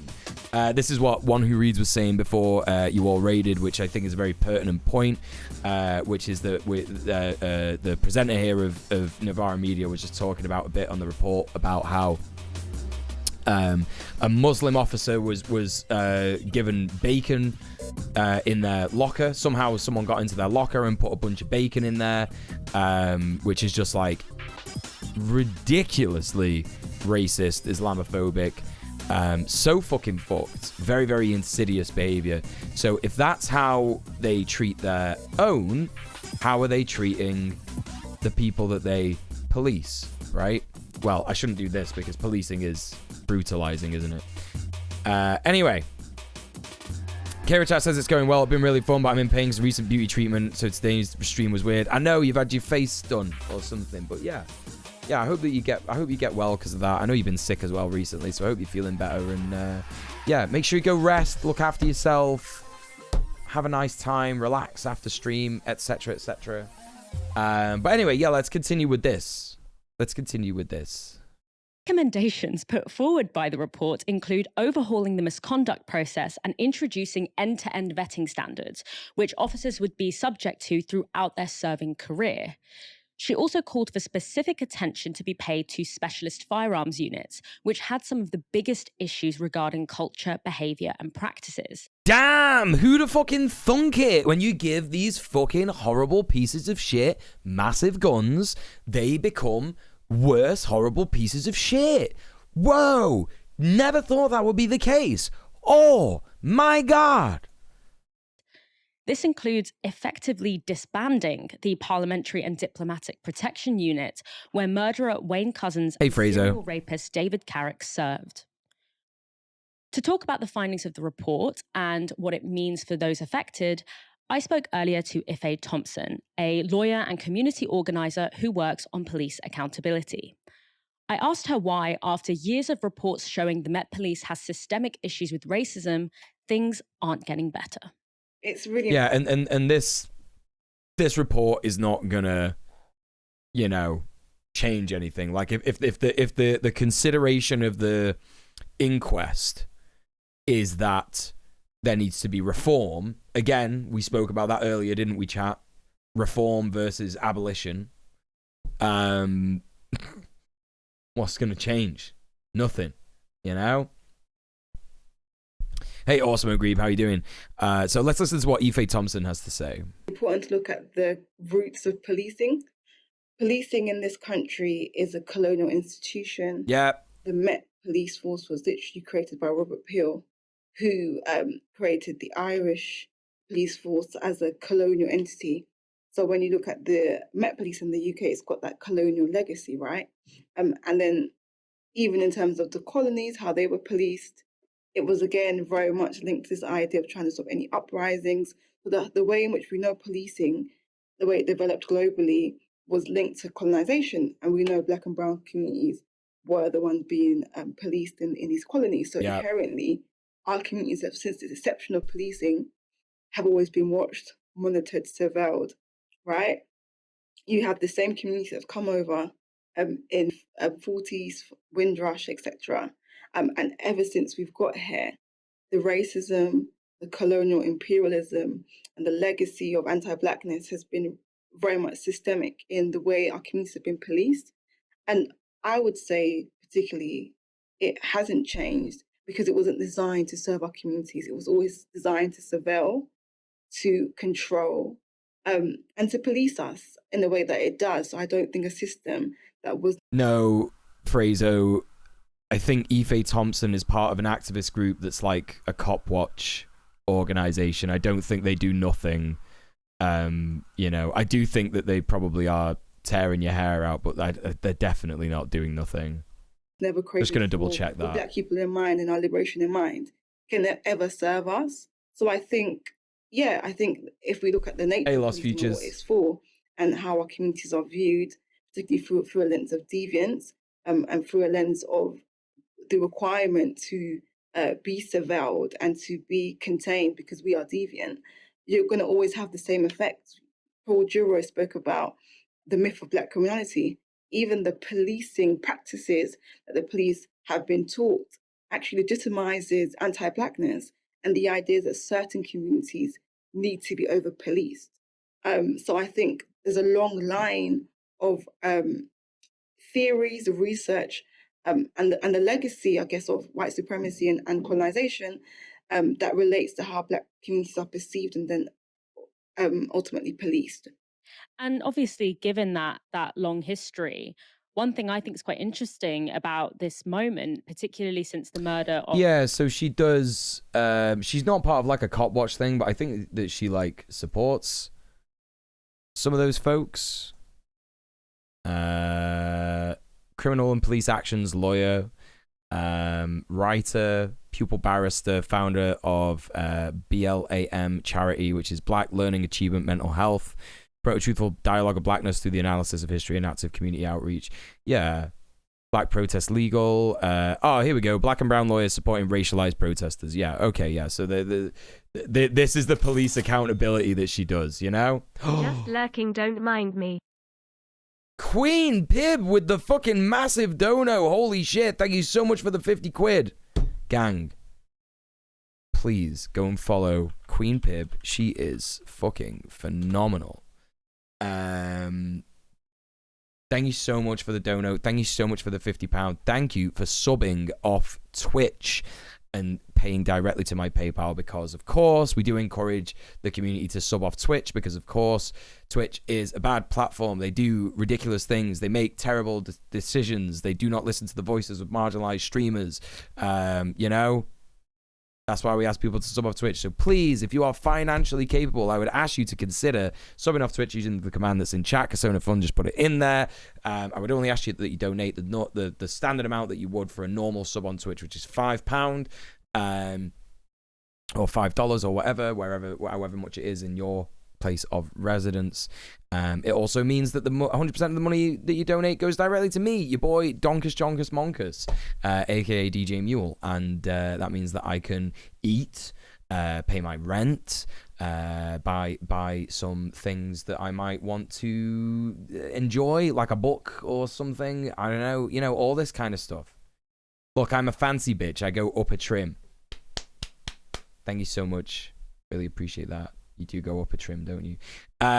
So yeah, please consider subbing off Twitch. Very much appreciated. Anyway, let's get back to this. Yeah, some more from Ife Thompson. Of Sarah Everard is the Met Police seem to be uncharacteristically forthcoming with evidence of their own failures. You know, this has always been the case, but the Met Police has always denied that there was an issue. But now they are being more forthcoming in terms of their own failures in a way that we haven't seen before. Why do you think they are doing this now? There's two schools of thought that can really allow us to understand the situation that we are in right now. I think one is Afro-pessimism.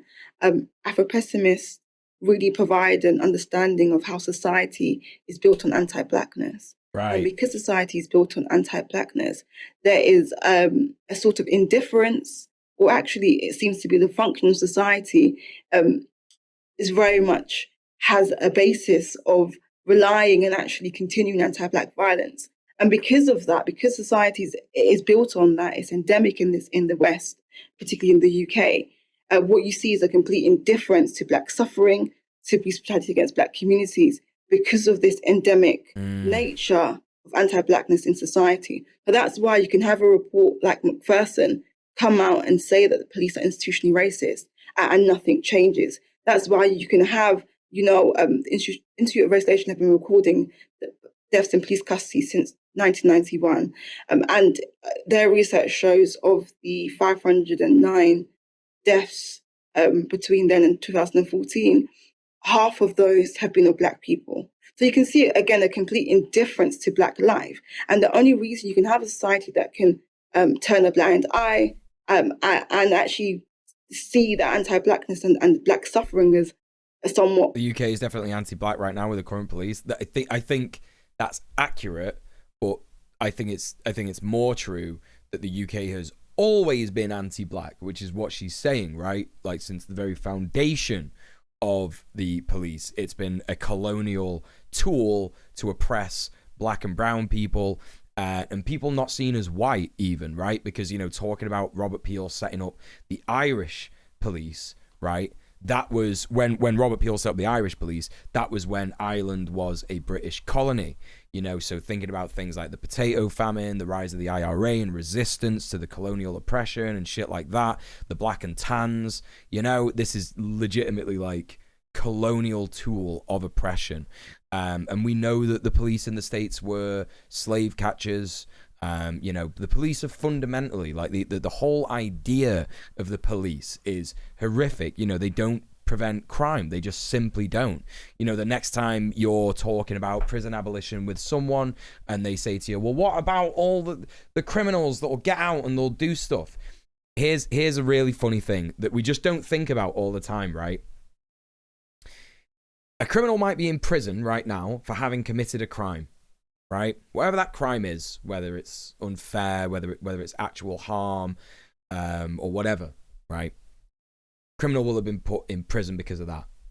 Now, the very, I guess, what's the word? The very like scenario that exists when a person is put into prison, the whole sort of like, you know, fact that a prison already existed. Like, a prison has to exist for someone to be put into it, doesn't it? Right? A prison has to actually be there and people have to know about it for someone to be put in a prison, don't they? They actually have to, people have to know that prison exists, right? Because, you know, otherwise they wouldn't be put in a prison, right? The prisons exist, right? We know this. And so if someone commits a crime and then is put in prison, they're put in prison at a time when a prison exists. Otherwise, they're not being put in prison, are they? I know this seems a little bit pedantic, but trust me, I'm going somewhere with this. Right? So they're put in a prison because a prison exists, right? If the prison didn't exist, they wouldn't be being put in prison, would they? So that prison exists, and that person still committed a crime, right? Whatever that crime was, they probably knew that if they got caught, they'd be put in prison. Yeah, because most people are taught this all the time. The panopticon of society, right? Important for the ruling class, isn't it? Right? So by that very nature, the nature of people being put in prisons, and they are being put in prisons when prisons exist, right? And not when they don't exist, because they wouldn't be being put in prisons, right? That means that that person committed that crime in the full knowledge that a prison exists, and the prison existing did not prevent them from committing that crime. Nay, even the knowledge of the police existing didn't prevent them from committing that crime. So are prisons and police effective at preventing crimes? No, in fact, they do not do any of that. And they haven't for thousands of years. Punitive justice hasn't prevented anyone from trying to, you know, do crimes, whatever crimes are, you know, however you want to define them, etc. You know, we could get into the whole shtick of, like, you know, why law and order is fundamentally broken, and the idea of what is bad is completely divorced from reality. But, you know, this is what it is. The real purpose of the police is to facilitate commerce. Well, it's to facilitate commerce. It's also to basically prevent people from uprising. It's preventing people from doing revolutions. It's preventing people from going, actually, do you know what? There's a better world possible, and we should just have that. You know, yeah, they exist to protect property. They exist to put down resistance. They are the tools of the ruling class. That is the only function of police and prisons. Part and parcel of Black life. And they're fundamentally racist. Fundamentally. Liberals like to cite that the Boston Police was created for the protection of property as a top-line responsibility. What they conveniently forget is that protecting property meant keeping the property-owning capitalist in power by going after people of colour who are predominantly poor. Right, exactly, yeah. Country is you have to have a complete indifference to black That's right, Queen communities. Pib, yeah. Whereas what you see now, when looking particularly at Sarah That's Everard right, Carpe murder, Pex, yeah. is that this type of policing that was reserved for black communities, this type of policing that ensured that black life didn't matter, right, is now seeping into the white middle class persons in society, particularly white middle class women. What you then have is a complete detour, a complete change in their approach to policing, because now that violence is escaping communities that it's reserved for. So what we then see is white supremacy in full fold. It's as if only when this is an issue affecting white communities and white people, then we will change. Then we will become forthcoming about the issues at hand. And I think it's very pertinent because the Met Police and policing in general is overwhelmingly white. There's a level of empathy that can be seen, because these white women that are being attacked by the police, it could be your sister, it could be your wife, it could be a sibling. There's a level of empathy there that isn't reserved for black people. And I think that the scholarship of Afro-pessimism, the way in which black life is perceived and actually curtailed in this country, is a really good way of understanding why there is no empathy, and the perceptions of black communities as being deviant means that we've never afforded that sort of respectability, but also that sort of empathy. And I think there's a certain level of empathy now, because it is expanding to white people in this country. This is the level of police violence, white women in particular.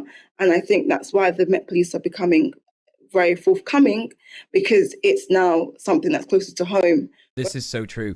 They would never admit to being racist, or there wouldn't be a report. There've been loads of times when the Met Police have been accused of being racist and there hasn't been an inquest, there hasn't been a report made or anything like that. You know, but she's right now that white women are getting attacked and killed by the police, etc., in the same way that, you know, just black people in general have been suffering from, you know, over the decades of policing. Then all of a sudden it's like, oh shit, we got to do something here. You know what I mean? But like, this should really be the moment that white people go, yeah, this is rotten to the core, right? This is rotten to the core. And this is why intersectionality is important, right? And this is why, like, white feminism is bullshit. And, you know, your intersectionality is so much, it's worth so much more than sort of single issue politics, right? You know, having an intersectional abolitionist viewpoint where, you know, the abolition of the police would lead to not just the liberation of women, it would lead to the liberation of you know, black people, minority ethnic people. It would lead to the liberation of queer people, the liberation of travelers, the GRT community, like all these different sects of society. And fundamentally across all intersections, the working class, right? It would liberate the working class fundamentally. You know, everyone's lives will be better without prisons and police. Simply the truth, right? Whereas when it was affecting black communities, that wasn't the case. Let's take a look at some of the reactions to the KC report now. Met Commissioner Mark Rowley spoke to Sky News, where he said this. This is a very upsetting read. You can't read this report and not be upset, embarrassed, and humbled by some of what's been said. Bro, this is your fault. This is your shit, dude. What are you on about? Bro.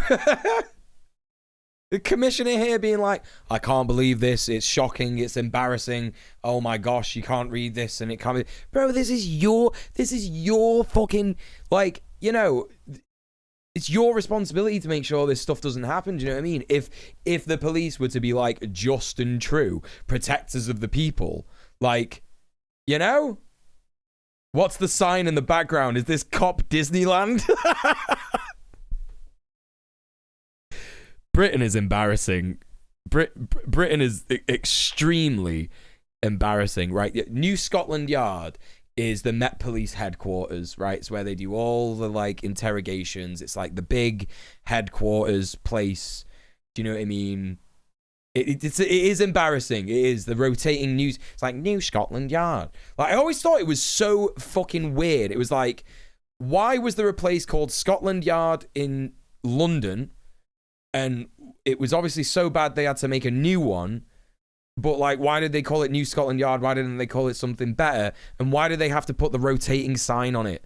Like, it's so weird. Like, what kind of a design choice was that? Just have the sign stay still. How much carbon is this sign using? That's what I want to know. How much energy is it using?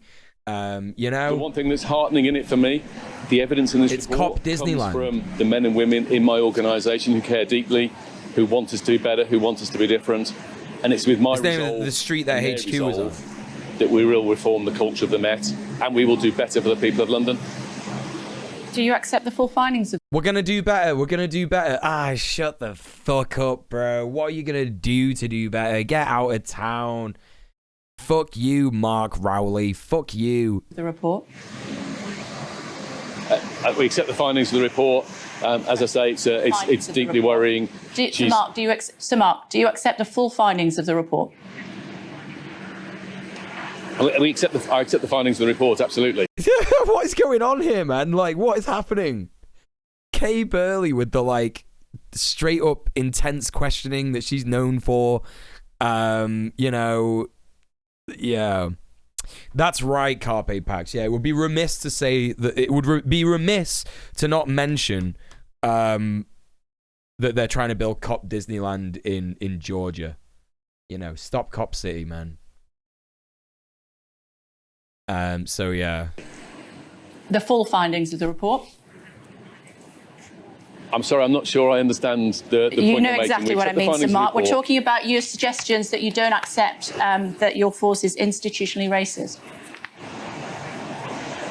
I absolutely accept the diagnosis that Louise Casey comes up with. We have racists, misogynists and homophobes in the organisation, and it's not just about individuals. We have systemic failings, management failings and cultural failings.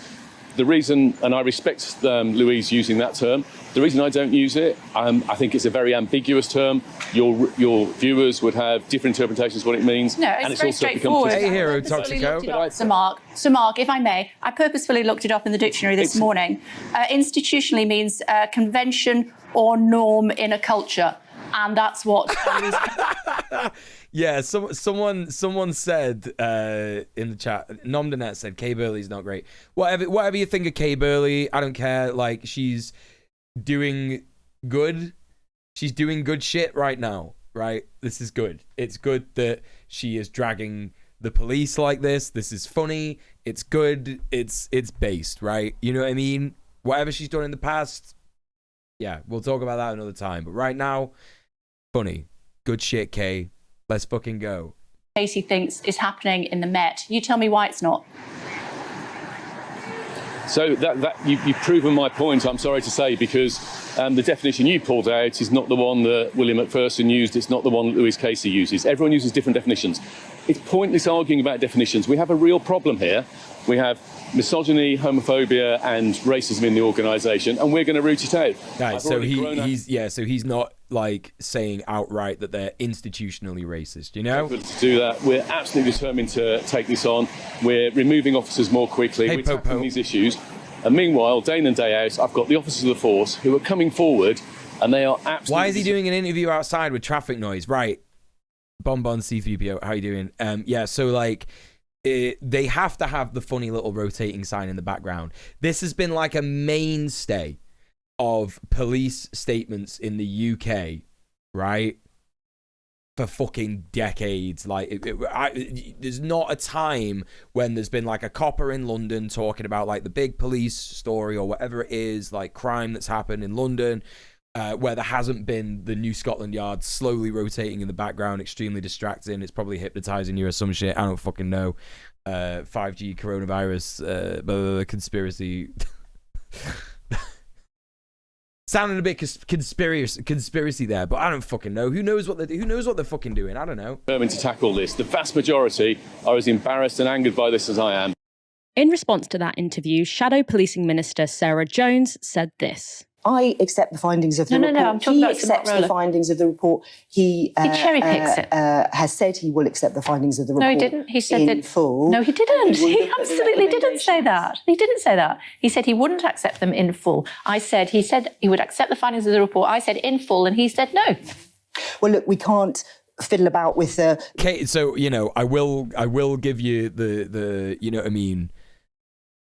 I will say here that Kay Burley is quite clearly trying to turn this into like a huge career thing for her. You know what I mean? But it is still very fucking funny. With the language of what he said, he needs to fundamentally change the cultures and the structures within the Met. There are a raft of recommendations. She's the shadow policing minister, so she is the policing minister for Labour. And she's sticking up for him. She's sticking up for the Met Police. You know? That go to the very heart of what policing is about. And I think fundamentally what Louise is saying is that policing attracts the best of humanity, but it will also attract... Fuck off! Fuck off! Fuck Labour, man. Fuck Labour. Holy fucking shit. This is... that's the most insane shit I've ever heard in my entire life. The police attracts the best of humanity. Go home, you stupid fucking prick. Get out of town. I've never heard anything like it. Predators and people who want to do harm. And in the same way that we have changed systems in education or in medicine, we need to do the same in policing. We need to make sure there aren't... Labour are worse than the Democrats at the minute. ...to exist in the Met and to continue to operate and be metropolitan officers. But she's also said... we have to bring back neighbourhood policing. She said we have to look at our protection teams that are there to solve... The fire brigade? Like, what about the fire brigade? What about nurses? Like, are you serious? What about educators? You tell like, what the police are the best in society? Like, fuck this. If there's one if you've still not found a reason to not support Labour in the election in 2024, it should be this. This should be the one. You should be like, this sucks. This sucks. Unless they completely change the shadow cabinet, complete reshuffle, new leader, you know, anything like that. Then if they do any of that, then fine. But they won't, will they? It's just fucking sickening. And sexual abuse. Fuck off, Sarah Jones. In her report saying rape is effectively decriminalised. This goes way beyond. Let me bring you back to my question. Should he accept the full findings of the report? Yeah, absolutely, he should accept the findings of the report. And my understanding is that he has. Well, he hasn't, because I had him on the programme this morning and he didn't. Forgive me, I didn't. That's fine. I'm afraid I have to take my word for it or watch it back on YouTube. So Labour's potential Minister for Police... Bin men as well, yes, sanitation workers. She accepts the institutional part of the findings. These people are just obsessed with bad apples. Yeah, they so are, the report was also the subject of a statement in Parliament. Home Secretary Suella Braverman said this. On the topic of national standards, I'm working with chief constables on a programme to drive up standards and improve culture across police forces at a national level. On the topic of institutional racism, Mr. Speaker, I agree with Sir Mark Rowley. It's not a helpful term to use. It's an ambiguous, contested, and politically charged term that is... She is a fucking sicko. She is a fucking sicko. I also don't understand, like, why they are trying to appeal to like the far right, because if you are in government, right, and even if you're in a right-wing party and you're like a person of color, right, if you're like a you know, second generation migrant, third generation, fourth generation, whatever, right, you know, like Rishi Sunak, Suella Braverman, you know, there are other people of color in the Conservative Party. Like, what? I have no idea why you think that far right parties would support, even if you have like far right ideas like deport all migrants, blah blah blah blah, blah, this, that, and the other. Like, why any fucking like Nazi piece of shit would think that you're one of the good ones, so they're gonna support you anyway?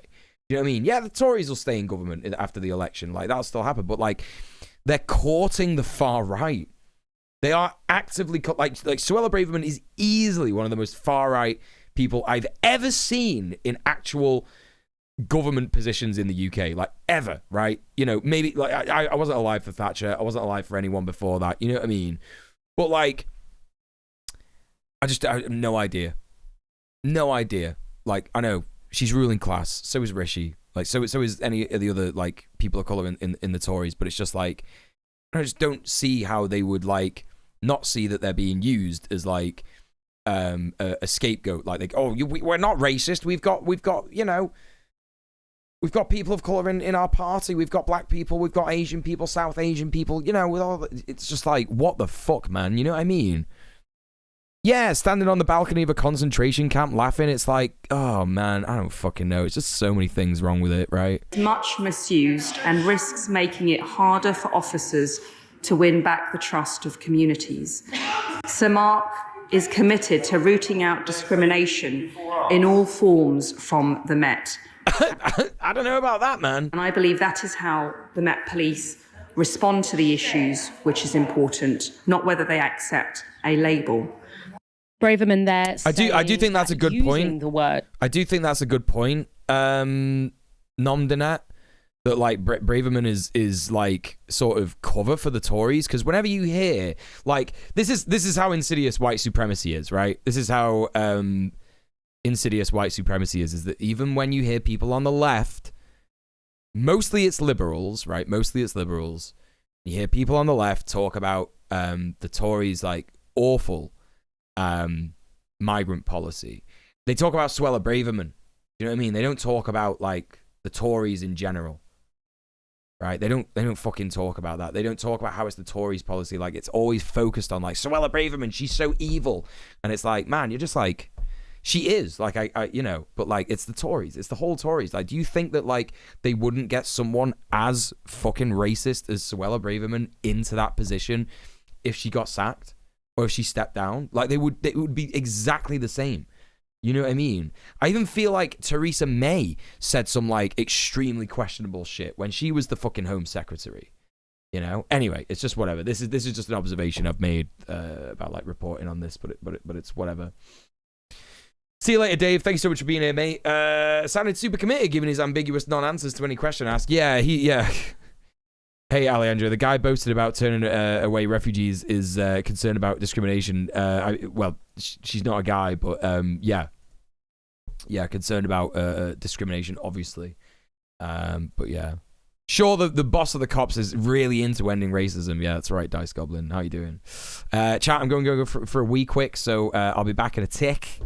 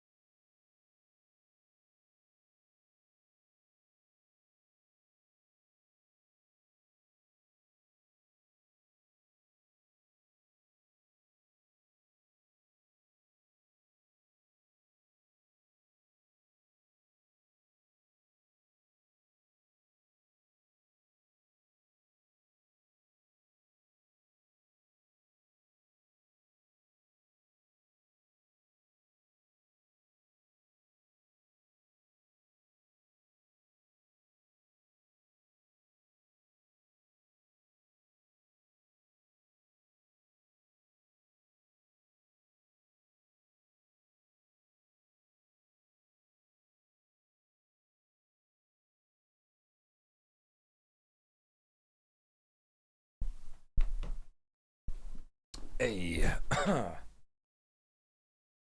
Oh, you're on about the PM? Oh, fair enough, Alejandro. How you doing anyway? Good to see you. Let's crack on. Institutional makes it harder for the public to trust the police. Well, maybe it should be harder if they're not trustworthy. Once again, it's placing the blame for the crisis in public trust on the public rather than the police that are behaving in ways that mean they don't deserve to be trusted. Anyway, only Shadow Home Secretary Yvette Cooper seemed prepared to back the report in full. The findings on institutional misogyny, racism and homophobia are based on evidence and clear criteria that Baroness Casey has set out for measuring change with recommendations. The Home Secretary rightly says she wants discrimination tackled in all its forms, but she has been telling police forces the opposite and telling them not to focus on those issues. So where is her plan now to turn that around? Where is the Home Office plan in response to this? On standards, on neighbourhood policing, on violence against women and girls, and on systemic or institutional discrimination. Where are those plans? Michael, why is everyone so scared of using the word institution? Right. Well, I don't know if we need the input from Michael Walker on this. There's already too many white guys on this stream, you know? So, all right, chat. That's that. Listen, that's the hard part out of the way. We've done the news. We have literally just done the news. How about that? We did a lot. We did a lot today. Hopefully that's made up for yesterday's lack of stream. No, it's not the end. It's not the end of the stream. Don't worry. No, I made that sound like it was the end of the stream, but it's not. We're gonna do some cool shit now. We're gonna watch some stuff. We're gonna watch some stuff on YouTube. You know, it's gonna be some YouTube stuff. So, what can I watch? What can I watch? What can I watch? What can I watch? There's so many different fucking YouTube video essays to watch. Let's take a look and see what we got. You know, I've been meaning to watch this for a long time. This is a Big Joel video. I've not really watched much. Excuse me. Not really watched. I will put the flat cap on. Thank you. I've not really watched much Big Joel in my time as a political leftist content consumer. But he made a video on love languages, and I particularly despise... In 1992, Gary Chapman, the Christian minister... Shush. I particularly despise the idea of love languages, because it's something that, again, is you know, it's basically people trying to categorize personalities, and I despise that. We're not supposed to put things in boxes, you know what I mean? You know, we're not supposed to do that. We're not supposed to be there, like, constantly trying to desperately define things and, like, this, that, and the other. You know, we are very fluid beings. You know, we have different, you know, opinions one day and then different opinions the next day. We learn, we change, we get better, all this kind of stuff. Yeah, it's all about relationship anarchy, right? Like, we shouldn't be desperately trying to, you know, like people have said to me, I've had partners in the past say things to me like, oh, your love language is avoidance, and I'm like, what the fuck are you talking about, right? And that particular partner who said that was basically the one that, like, if I didn't speak to her for 2 days, she would have a breakdown and try and split up with me, right? And in the end, that's why I split up with her, because it was like she just would not be able to handle time away from me. And so apparently, like, 2 days is avoidance, right? It's never about that, you know what I mean? It's like, what the fuck is that about? Yeah, I'm somewhat glad that I don't know what that even means, right? Yeah, exactly. Relationship min-maxing. I don't know what min-maxing is. But it sounds terrible. Anyway.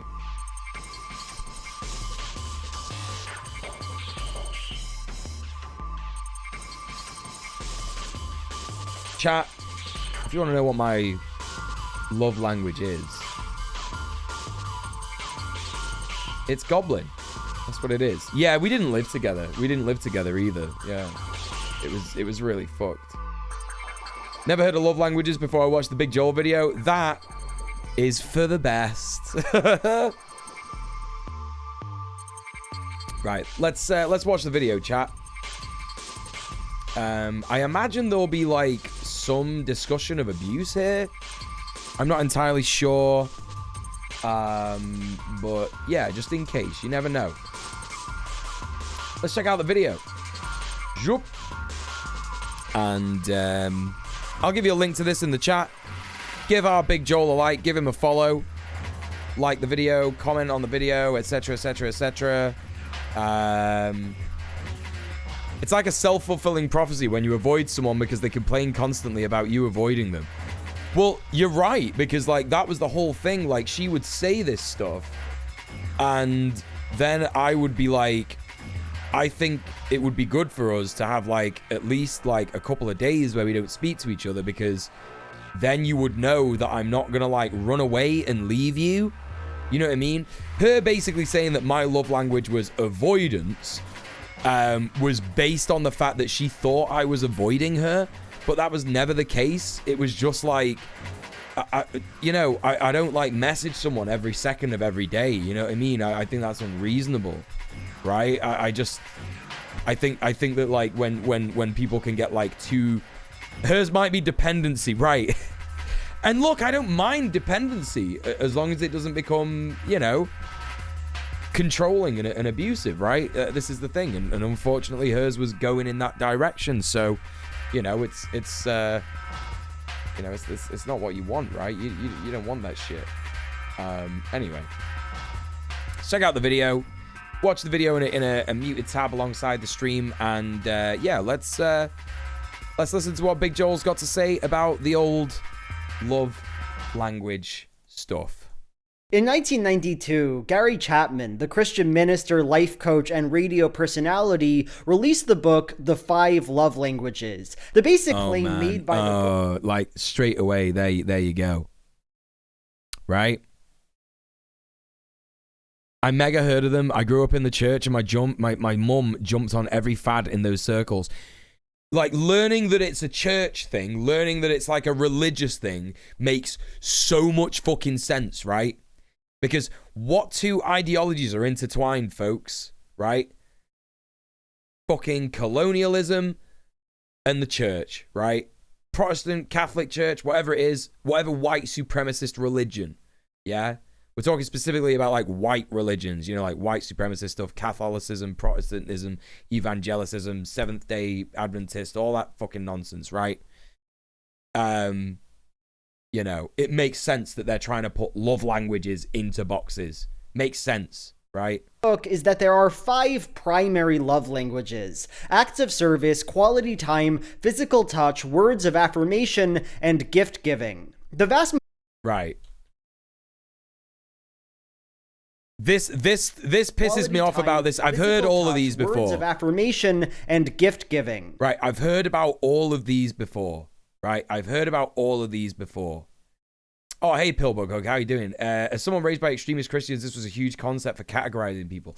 That's what it's about. It's about categorizing people, isn't it? This is why white supremacy and extreme religion like goes hand in hand, right? You know what I mean? Yeah, this is more Protestant branch, yeah, for sure, right? Where's getting sandwiched by 2 men? Exactly. No one ever talks about that love language. No one talks about the no loads refused cum dump love language, you know? No one talks about, like, you know, big bears having meaty wrestling fights covered in ooze. No one talks about that love language, right? They don't talk about that. But anyway, like I've heard of like all of these, right? Acts of service is like, what are you talking about? What is an act of service, right? But it's like, they're going to say it's like cooking food for people and shit like that. But like, you know, people enjoy like different ones of this, right? Like most people enjoy giving people gifts because it's nice. You see the look on their faces. Most people enjoy saying nice things to people, which is like words of affirmation. I don't know what this one was again. I can't remember. And I can't remember what the one with the clock was. Quality time, right? Quality time. Like most people enjoy spending quality time with their partners and stuff like that. You know what I mean? It's just like, what? You know?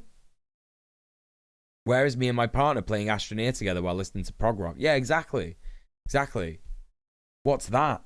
No? The vast majority of us have one dominant love language, one way that we feel and communicate love, and a good way to make our marriages happier is to learn and practice the love language of our partner. Since its release, the claims made by this book have taken on a life of their own. There are TikToks about the love language. Yeah, most of a relationship can be boiled down to quality time. Exactly, yeah.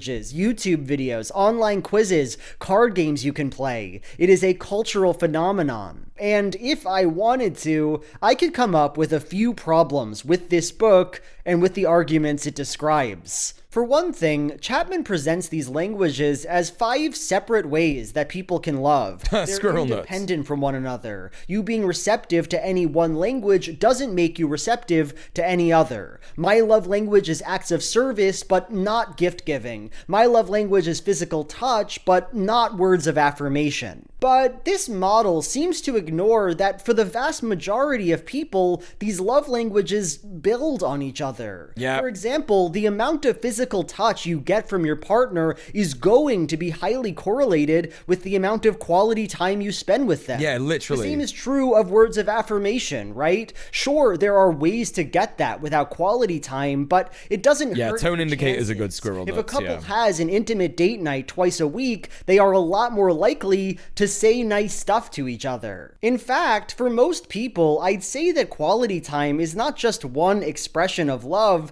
it is its essential foundation. Right. Wanting to spend time with your spouse enables the relationship to exist, and I think that was what my ex was saying. Like, she was saying, like, oh, your love language is not quality time. Right? Like, what are you talking about? What are you on about? and have meaning. These aren't just I literally used to love spending time with her. Like, I actually genuinely did. And I think the problem is that, like, most of the time that we spent time together, she fucking fell asleep. Right? That was actually the main issue with me and her. unrelated variables, different languages. They fundamentally connect. Another gripe I have is that it's unclear why these in particular are supposed to be the 5 elemental love languages. Yeah, elemental. When I think about what makes me feel loved, a huge aspect of that is joking, laughing, and making someone else laugh. Booby, booby, booby, booby. If I was writing a list of my love languages, that would certainly be on it. And of course, you could think that of lots of... I know, nap dates are amazing. Like, it actually, like, so... If you've watched my Kink at Pride video, like, I talk about how, like, I really enjoy making people feel safe. And if someone falls asleep with me, that makes me feel like they feel really safe around me. And it's like... Even though she was asleep, I would really value that because it made me feel really good. You know what I mean? Again, it's like what Goblin Hug is saying in the chat. They're saying, like, the one thing about love languages I will say is good. It can be a jumping off point for conversation about needs and wants in relationships, etc., right? And yeah, like, I would argue that too. Like, but the thing is that, like, that's how you should think about relationships. You should think about, like, needs and wants and, like, you know, discussing with your partner, like, what it is that you like and, like, you know, saying to him, like, oh, that's really nice. You know what I mean? When they do something that you like, be like, oh, that's really nice. You know what I mean? Fucking hell. It's cool. I really enjoy that you did that. That made me feel amazing because, you know, if your partner loves you, they'll take that on board and they'll go, yeah, I should do that more, right? You know what I mean? I don't think physical touch is just a code for sex because we're talking about Christians here. I really don't think, right? I really don't think that it's going to be sex. And of course, physical touch can not be sex, can't it? We all know that. It's definitely not just a reflection of how you responded to positive attention when you were younger. It's an essential quality that God put into your soul. Right. I hate the way that they have to, like, make this, like, an inherent value. Like, I don't think any human has inherent values past... I want food, I want to shit, I want to piss and sleep. I just don't think anyone has any inherent values beyond that stuff. You know what I mean? I need food, I need water, I need piss poo. You know? Hey, Ick and Trunks, how you doing? The nap taker is in chat after the discussion on naps. Love that. It says, my love language is touch. If I absolutely need to nap, I'll always end up putting my leg over them or wanting to cuddle up to them while they watch TV when I'm napping. Yeah, that shit rocks. You know what I mean? That's fucking dope. I love that shit.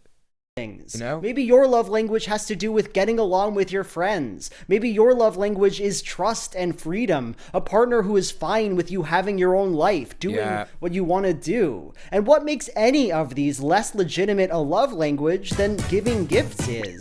I mean, I give and receive. Sadistic Kitten, thank you so much for the tier 1. Receive presents maybe twice a year. Everybody go follow Sadistic Kitten. She's great. People I know. My point here is simply that love takes a lot of forms, and Chapman seems to just choose some love-associated words and call it a day. There we go. It doesn't really seem like the 5 categories of love to me. It isn't just Chapman's use of the love languages that I find worthy of interrogation, though. It's also the concept itself, the idea of a love language. Obviously, Chapman does not literally believe that quality time is a language. You know, it's a metaphor, but metaphor shapes feelings, shapes the way we interpret stories and events. And in the case of this book, I'm not sure its central metaphor does its subject justice. Right. Very often in this book, Chapman will take the concept of love as language very seriously. Say that learning to listen may be as difficult as learning another language, or that the emotional love language you and your partner speak may be as different as English and Chinese. What? And it's just super weird to read. What? I understand this might be true.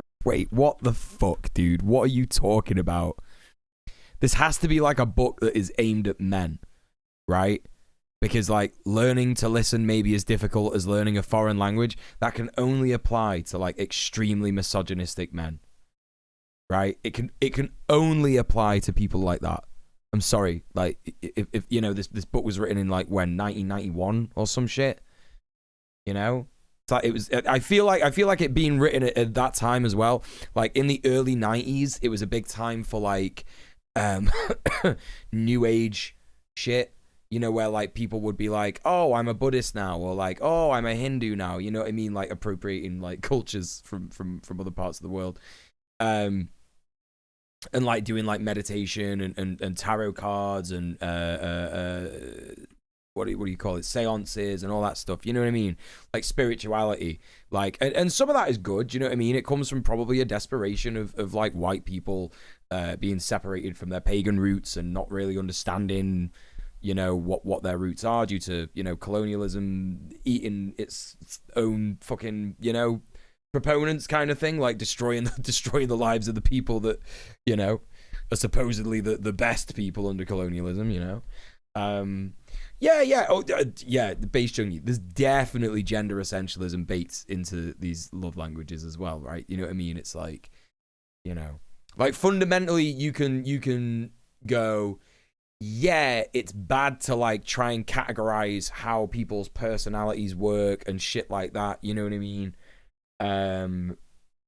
But also the things on top of it is like, yeah, there's going to be elements of like, you know, sexism here, gender essentialism. What's that? Says Roho Mouth. So gender essentialism is the idea that if you're like born with a set of genitals, that you're going to be a certain way for the rest of your life. Right? So it's like the idea that like men are all inherently bad, right? That's gender essentialism. Or that like women are all inherently submissive and subservient, right? That shit is gender essentialism, you know what I mean? But of course we know that you could be a man and have, you know, the thing that would define you as a woman at birth, and you could be a woman and have the thing that defines you a man at birth. So it's all fundamentally fucked. It's like, you know, transphobic. It's just bad in general. It's problematic to be gender essentialist. But yeah, I just think this like idea like learning to listen. Like no, it's not. It's not that hard to learn to listen. Like really, you know what I mean? Really, it's not. Trombipulator. That's an interesting name. Complementarianism is emergent from gender essentialism. After all, what is complementarianism? I'm actually like not up to speed on that. Misogyny is essential to that brand of Christianity, so gender essentialism is forced into much of their propaganda. I see. to listen may be as difficult as learning another language, or that the emotional love language you and your partner speak may be as different as English and Chinese. And it's just super weird to read. I understand this might be true of some people. There are individuals who very well might Oh, the idea that men and women are complements to each other? Right, okay. Yeah, that's a fucked concept for sure. Absolutely not understand their partner's desires. But is this really the case for a sizable number of couples? English and Chinese are mutually incomprehensible, and to make the claim that your love language, your desire to spend quality time with your partner, or to have them say nice stuff to you, might plausibly be completely incoherent to the person you love, both seems unrealistic and frankly depressing. You know where this comes from, right? It comes from the Christian idea that you absolutely must like marry someone as soon as you like them a little bit, right? That's where it comes from, because like they're saying that like a man should just be with a woman and marry immediately, right? And you know, it doesn't matter if there's no chemistry. It's just that's how it works, right? If a man proposes to a woman, she should accept and get married and have children, and that's the end of it, right? And it's like sort of like, I think this like, excuse me, this fucking love language stuff is supposed to be there quite clearly from this guy to facilitate that, right? Because it's like, oh, you know, because the only way that you would ever come to the conclusion that it's like so, that you're so different from your partner that you just don't understand each other, that only comes from a place where people are being forced to be with each other. Because like, if you don't get along, you shouldn't be with each other. You shouldn't get married. If you don't understand like why someone is like a certain way, like, don't be with that person. It's weird. Do you know what I mean? If it like hurts you, right? And it's like impossible to deal with, just like don't. Like, just don't, innit? You know what I mean? You know? Right, facts. Yeah, can't have sex till you're married, so get married as fast as you can so you can have sex, right? It's fucked. This is fucked, right? So, you know, obviously, you know, I would hope that most people here know that, like, communication is key, right? Communication is so key to making a relationship work. You must communicate, it's essential to communicate to your partner if something is hurting you, right? Harming you. And it is also essential to communicate to your partner that something is positive and that you love it and you enjoy it, and it's something that you really like, right? So these, like, you know, two main things I would say, like, super important. Communicate, like, I love this, I don't like this, right? If you want to really simplify it, you know, establish your boundaries, things that you absolutely cannot accept. And if those boundaries are like stepped on, then, you know, you'll have to like reevaluate stuff and communicate differently and shit like that. You know what I mean?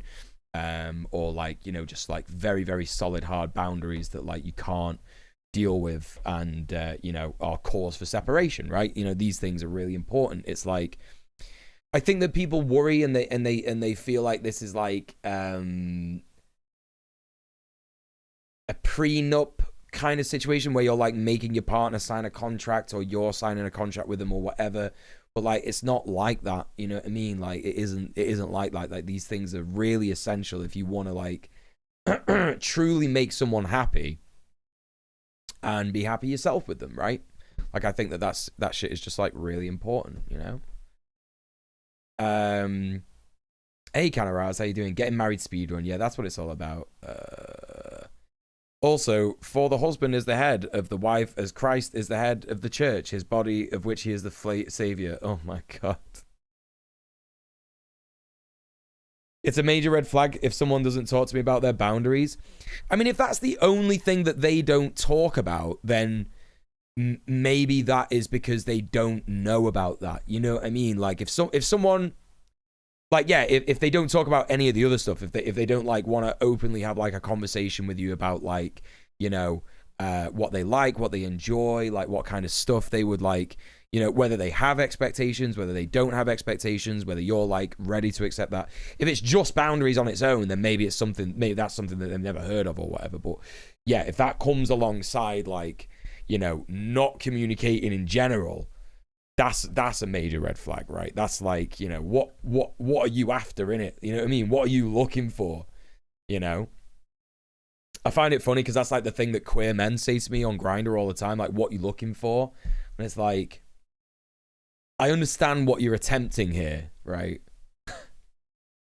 I understand the intent. Like, you're basically attempting to communicate with me, aren't you? Right? But like, I wouldn't I wouldn't necessarily say that would like put me off, because it's like, well, you know, they're trying, you know, and potentially if I like sit down with them and have like a discussion about it and stuff like that, like if they're talking about kink, then that's a different thing in it, you know what I mean? It's like, oh, well, okay, like you're actually trying to establish you know, kink boundaries, right? Which is cool, like that's important and based. But the thing is that like, I don't do kink, I don't do scenes with anyone unless I know them well and I've already had sex with them, right? I just don't do that. So it's like, it's interesting that people like have these different ways of like trying to communicate and stuff, but then like fundamentally fall at like the first discussion and stuff. I get what you're saying, Sadistic Kitten. Yeah, I do. Like, it's you know, if that's a red flag for you, you know what I mean, far be it from me to like say, oh, you should be fine with that. Like, you know, listen, like you do you in it. Like if that's something that would put you off immediately, like, yeah, cool. To me personally, I would assume that like maybe that person doesn't understand the necessity of boundaries or like what they are and has expectations in a relationship. I could personally work with that, you know what I mean? If someone had expectations and, you know, didn't understand why it's bad to certainly, you know, have certain expectations on a partner or a potential partner, whether it's like sexual, romantic, or even friendship, you know. Yeah, you know, it all depends on like what you can work with, like what you've got the capacity for. I think lots of people like don't think about relationships in the right ways. I think that we need to think about them in terms of like capacity. And we need to think about them in terms of like, you know, what we can handle, what we're up for, you know, what kind of like, you know, is it going to be a challenge? Are you ready for that challenge? Right. And then also like, yeah, you know, we need to think about like, the harm that you would like to prevent and the hurt that you would like to prevent, and like how much hurt you're willing to sort of go through for a person, whether that's like, you know, something that you'd be willing to you know, work through and help someone understand and like, you know, do, I don't know, what's the word,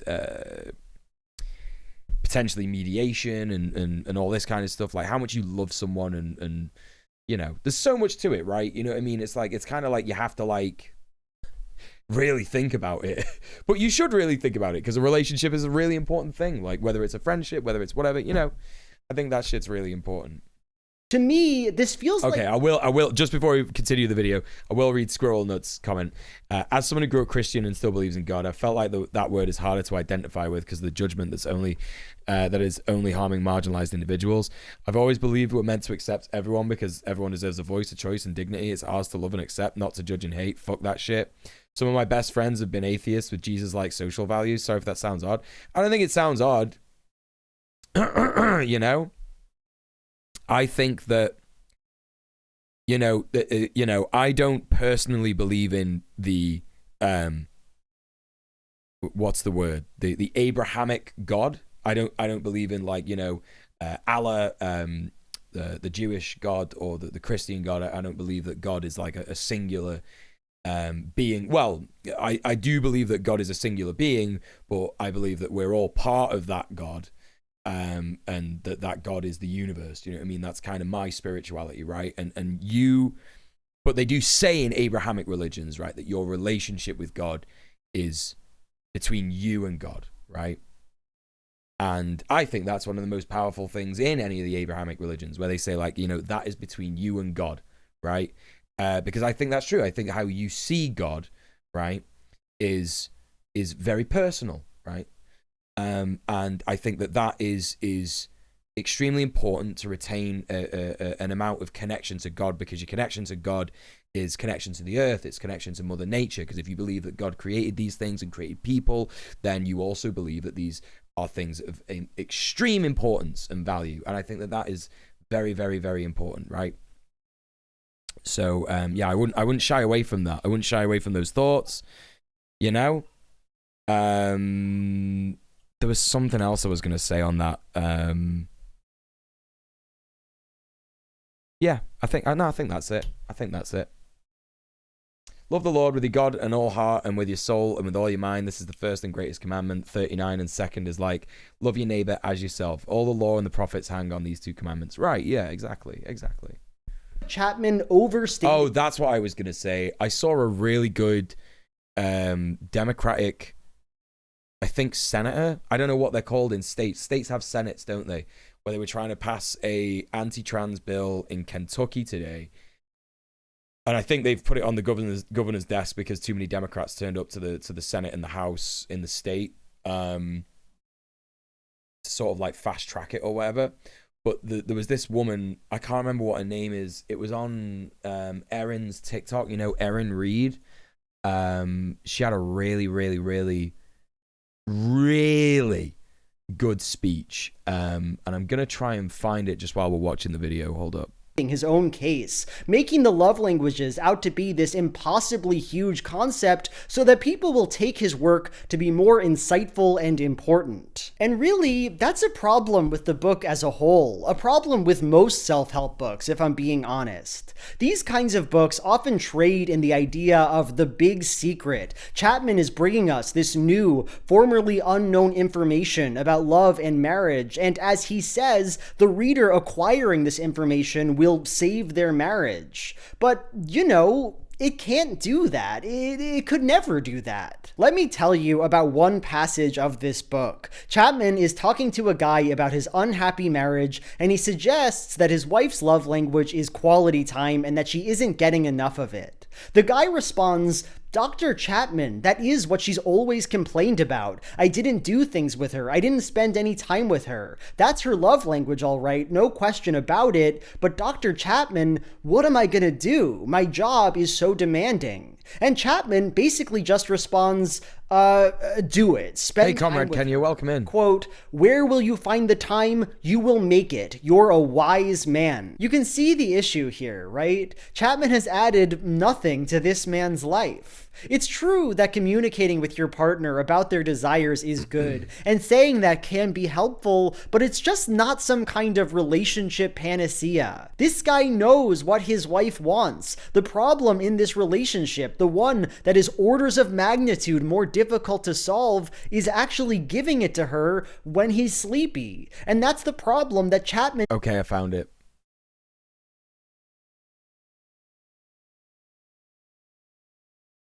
Gay bill. In fact, it actually has a provision that says exactly how doctors have to detransition the youth in their care. Anyway, they called it an emergency meeting with the microphones off during lunch so that they could rush into a committee hearing with 6 minutes to get the bill through, hoping to make sure that no Democrats showed up. They still managed to get 3 Democrats to testify. The Kentucky House then passed the bill. Yeah, it's so good. Senate, and now it is going into the governor's desk where they have the power to pass it into law. But I want to focus on Pamela Stevenson, that's her name. Like, chat, this fucking speech is so good. Stevenson, who stood in front of all of the Republicans as a Democratic representative and called them out on this. Her words were like fire. Listen to her. May I speak on the bill? Yes, ma'am. Our government was designed to be for the people, by the people, to serve the people. And every day we come in here and "In God We Trust," we say a pledge and a prayer. And this bill is neither godly nor is it the government. We think we know. Republicans in Kentucky just used one of the dirtiest tricks in order to pass one of the worst. Why did that happen? Yo, why did that happen? What the fuck? What the fuck? Why did that... Republicans in... What's going on? Why won't it go past that bit? What the fuck? Oh, this sucks. Second time you've seen her speak. I love her passion. Oh, yeah, she's so good. I don't know why it's not. Is my internet dead? What's happening? Oh man, this sucks. I don't know why this is happening, chat. Twitter being Twitter. This is not Twitter. This is not Twitter. Casonaphone, you've been so wrong today. What's wrong with you? Just not listening. Not listening. I can't believe that you're just not listening to anything I say. Your eyes and your ears should be glued to the screen. I don't care if you've got ADHD. I've got ADHD. I can listen to what I'm saying. I'm just joking, obviously. It's fine. Yeah, TikTok acts funky sometimes. Hold up. What if I just like click off this and then go back? Kentucky SB 150. It's the CIA. No, the CIA's here. They're talking to me now. They're telling me what to say. Actually, my CIA handler is in the room. Summit's fucked with TikTok. I can't show you this. I don't know. Hey B-Rat. Why is this like this? I'm gonna have to come back to this, chat. I'm sorry. I'm sorry, man. How's he doing? How you doing, John?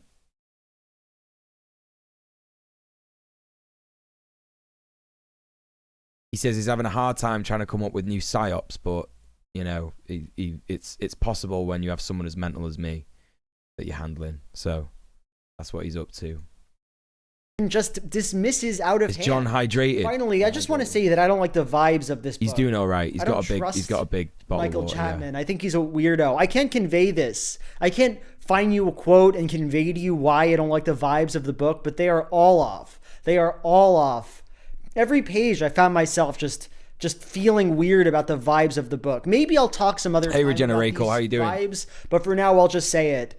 I'll just say that I don't like them. Anyway, I imagine I'm getting some comments right now explaining how and why I'm wrong about love languages. And while I'm sure I won't agree with those comments, let me just say this. If you like the love languages, I don't think you should care all that much about the problems I just raised. Am I hydrated? Listen, let me fucking tell you about my hydration. Sadistic Kitten doesn't even know this, right?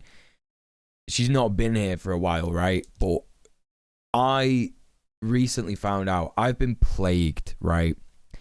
And it's been really bad. I've been really fucking paranoid about it. I went to hospital about it, but I started getting heart palpitations, like really big, bad heart palpitations, about a year and a half ago, right? And I had no idea what it was. I went to hospital. I was like, "What is this?" They put me on the machine. And they were like, "Oh, we don't know what it is." Then they were saying, "Are you anxious?" And I was like, I'm pretty anxious. I'm an anxious guy. You know what I mean? I got OCD. I got anxiety. I got ADHD. And he was like, "Right, okay, fair enough." Asked me about some other stuff and said, "Yeah, it's most likely anxiety." So I tried doing my breathing techniques that my therapist gave me like a few years ago. It didn't work. Had no idea what it was. Like, you know, ages and ages and ages go by. And it's funny, actually, that, you know, we're talking about spirituality today, because chat knows the first part of this, which is that I realize, because I'm doing bodybuilding at the minute, I'm trying to, like, you know, put on muscle and stuff like that. I work out in the gym every day, and, you know, I eat a lot of protein now, like a shit ton of protein, way more protein than I used to do. And I used to say that all the time to people. I used to say, like, I'm eating a lot of protein. Maybe that's something to do with it. And they were like, no, other bodybuilders, and they'd be like, no, I'm fine. Like, oh, this, that, and the other, right? So I had no idea what it was. But I always thought about that. But I found out that because of that, because of the more food, the amount of protein that I'm eating and all the working out that I'm doing and this, that, and the other, the cardio, the lifting weights, all this stuff, it turns out that I wasn't drinking enough water, right? I was drinking like the equivalent of one of these a day, which is 1.5 liters, right? And that is not enough. Because I looked it up the other week, literally last week, I looked this up, and it said the minimum that bodybuilders need to drink is 2 of these. That's the minimum, right? And you can have a maximum of 7 liters, right? 7 liters. And so I've been making it my fucking duty to drink, basically. So before I had this bottle, because this just helps to measure it. Do you know what I mean? It's not like a particular type of water or whatever. I was using these to like measure it. You know what I mean? Which is 750 ml. So 2 of these is 1.5 liter. But now I'm making it my duty to drink like 7 of those a day, right? So basically I'm drinking 5 and 1 of these, and gotta tell you, my fucking heart is like, and the relief, because I was going insane. I was thinking I had like myocarditis from when I had COVID and stuff, and I was even getting like a little anti-vax about it. I was like thinking like, maybe it's all the vaccines I've had, man. Maybe it's made my heart swell. Like maybe what Ben Shapiro is saying is right. I don't fucking know, man. Do you know what I mean? Like I was losing it. Like I was staying up at night thinking like I'm gonna have a heart attack and all this. So much stress, right, over this one thing, and I finally figured it out. And I'm like, I can't tell you the weight off my fucking shoulders. Do you know what I mean? I'm like, oh, thank fucking Christ. Like I thought I'd never have like a normal heart again. You know what I mean? I was like so fucking literally convinced that I was gonna fucking die. Like I was like, I'm gonna have a heart attack or some shit like that. You know, I will hydrate. Thank you, Porcelain. I will. I'm gonna have some more hydrate. Johnny, welcome to the stream. Thanks for the hydrate. Anyway, let's crack on. Pulling cards from a deck and learning what they say about your life. Oh, the video's working. The video's working. Hold up, chat. I can show you. I can show you now. It's working now. Full screen it. Whoa, what's this? Sadistic Kitten. Thank you so much for the £24.44. That is so kind of you. Oh my gosh, you didn't have to do that. Thank you so much for supporting the stream, and thank you so much for subbing off Twitch. I want you to get a good measuring bottle. Listen, I'm not gonna lie, I really appreciate the dono, but that's probably just gonna go on my bills at the minute. This all here is like, that's what I need to survive in it. You know what I mean? Plus what I get on Patreon in it. So like, I appreciate that. I should really get like throne gifts set up though. Do you know what I mean? I should literally get throne gifts set up. Because like, you know, people always say stuff like that. They say they want to buy me stuff. And it's like, you know what? Yeah, I could do with some stuff. I should get some throne gifts shit set up. You know? That would be pretty cool. But listen, I appreciate the dough regardless. Thank you. You have no idea how far that dough is going to go. Really appreciate it. Thank you for supporting me. It's obviously extra important that you sub off Twitch, not just because it means that I get 100% of the money that you donate, but also it means that we're saying fuck you to Twitch, because Twitch are a shit platform that don't listen to the voices of marginalized streamers, and that's why everybody, if you're financially capable, should be subbing off Twitch. Anyway, that's that. Thank you so much, Sadistic Kitten. I appreciate it. Let's watch this video. It's ready. It's happening. Her words were like fire. Listen to her. May I speak on the bill? Yes, ma'am. Our government was designed to be for the people, by the people, to serve the people. And every day we come in here and under "In God We Trust," we say a pledge and a prayer. And this bill is neither godly nor is it the government. We think we know what other people should be doing with their kids, and not one person in this room will allow anybody to come into your house and say what to do with your kid. And if you will do that, raise your hand so we can. I've got a whole bunch of stuff you can do. It is an abomination that the Bible is used consistently on this floor. People are crying tears about God, and then when we tell you what the Bible says, love your neighbor, do for others, follow the golden rules, thou shalt do this, you don't do it. He's right. As far as I can tell, when I read the Bible, he said, go out and love people the way I've loved you, and I'll take care of the result. Hell yeah. He says, take care of the least of these. Help the people that need them. Help the widows. Love people. The word love is mentioned over 500 times. The greatest of these is love. But y'all got opinions about everything, which is not why we're here, to be for the people, by the people, to serve the people. Now, I would feel a little differently if you had evidence that you let the government come in your house and tell you what to do, if you let your neighbors come in the house and tell you what to do, but nobody on this floor lets anybody tell you what to do, let alone the Dems. How dare you use my God for things against his people? I promise you, all the preachers in here talking about God's love, he sort of wants you to show it and not talk about it. He didn't say love everybody except the people you don't like, except trans people, except children, people of color, except the disabled. He didn't say that. He said love everybody. And then we spend a whole bunch of time trying to destroy everybody. And if it wasn't destruction, why'd you do it in the heat of the night? Why can't the people of Kentucky who put us here have the right to vote and know what's in this addendum? Why are you hiding? What are you hiding? Stop doing the thing that they send us here to do, which is to represent them and not your own personal peeves. If you don't want to have an abortion, don't have one. If you don't want to be bothered with trans kids, don't. But how dare you tell other people, other parents that bear the responsibility for their children what they must do according to your wishes and not God's wishes? She's fucking dope. So fucking good, chat. Holy fucking shit. Yeah, it's emotional. Like, you know what I mean? I understand people crying. Like, you know what I mean? Like, this is a person that is truly, you know, her politics are shaped by love, right? You know what I mean? She's passionate.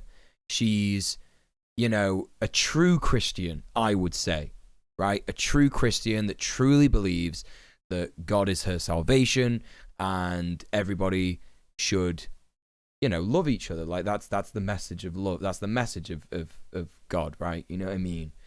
Yeah, compassion is the key word. Yeah, for sure.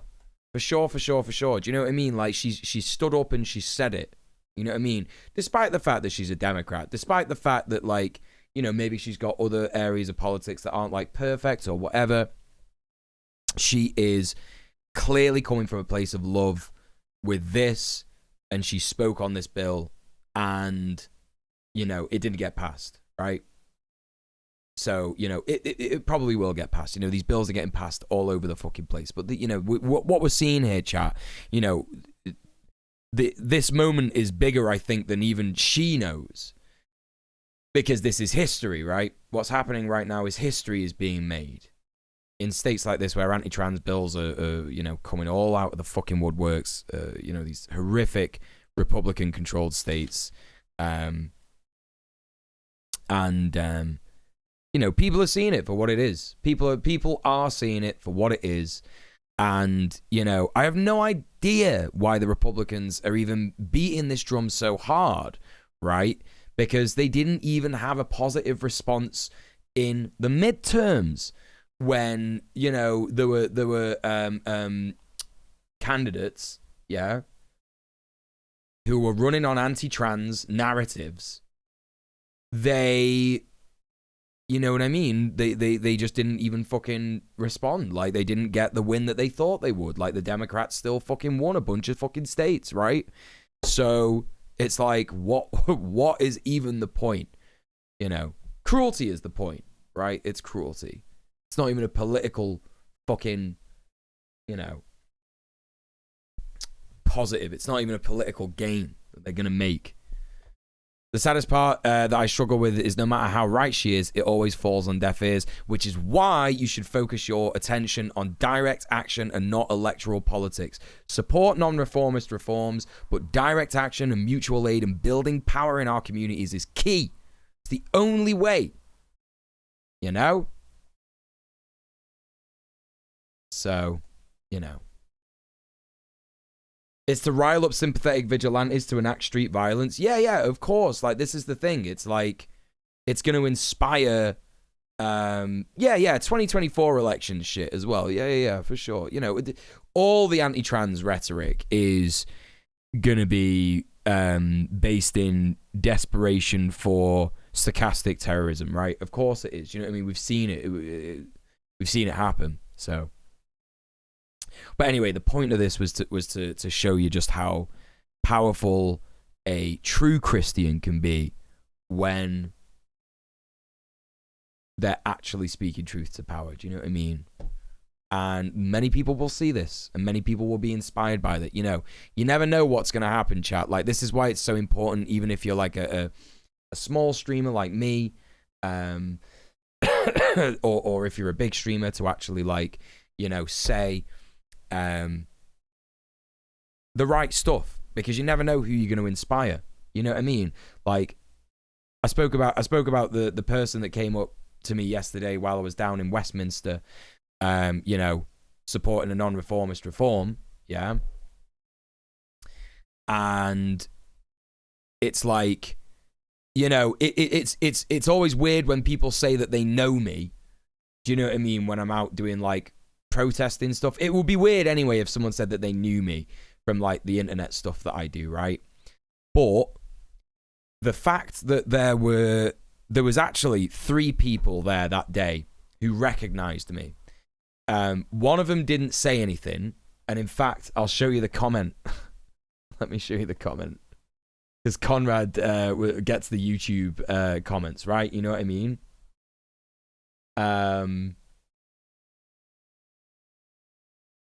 Let me show you what he showed me today. So this guy, this guy commented on one of our videos. I ended up clocking Muel at the Renters Reform Group in Parliament today. I thought it'd be odd to interrupt and praise Red Planet. Really cute, to be honest. You could have done that. You could have interrupted and praised Red Planet. Like, I wouldn't. I wouldn't be mad. Do you know what I mean? And then there was another person who was like, I thought I recognized you. One of your co-hosts was on Behind the Bastards, and he's talking about Sophie. Sophie was on Behind the Bastards, and he's obviously gone and looked at Red Planet because Sophie was talking about Red Planet. But the reason I'm saying this is because, like, I'm not a big guy. Red Planet is like arguably bigger than me, which is great. And I love that. Like, Red Planet is one of the most important things that I do. You know, shout out to Red Planet. If you don't watch Red Planet, go fucking watch it. There it is. As soon as I was talking about it in the chat, it fucking popped up. Look at that.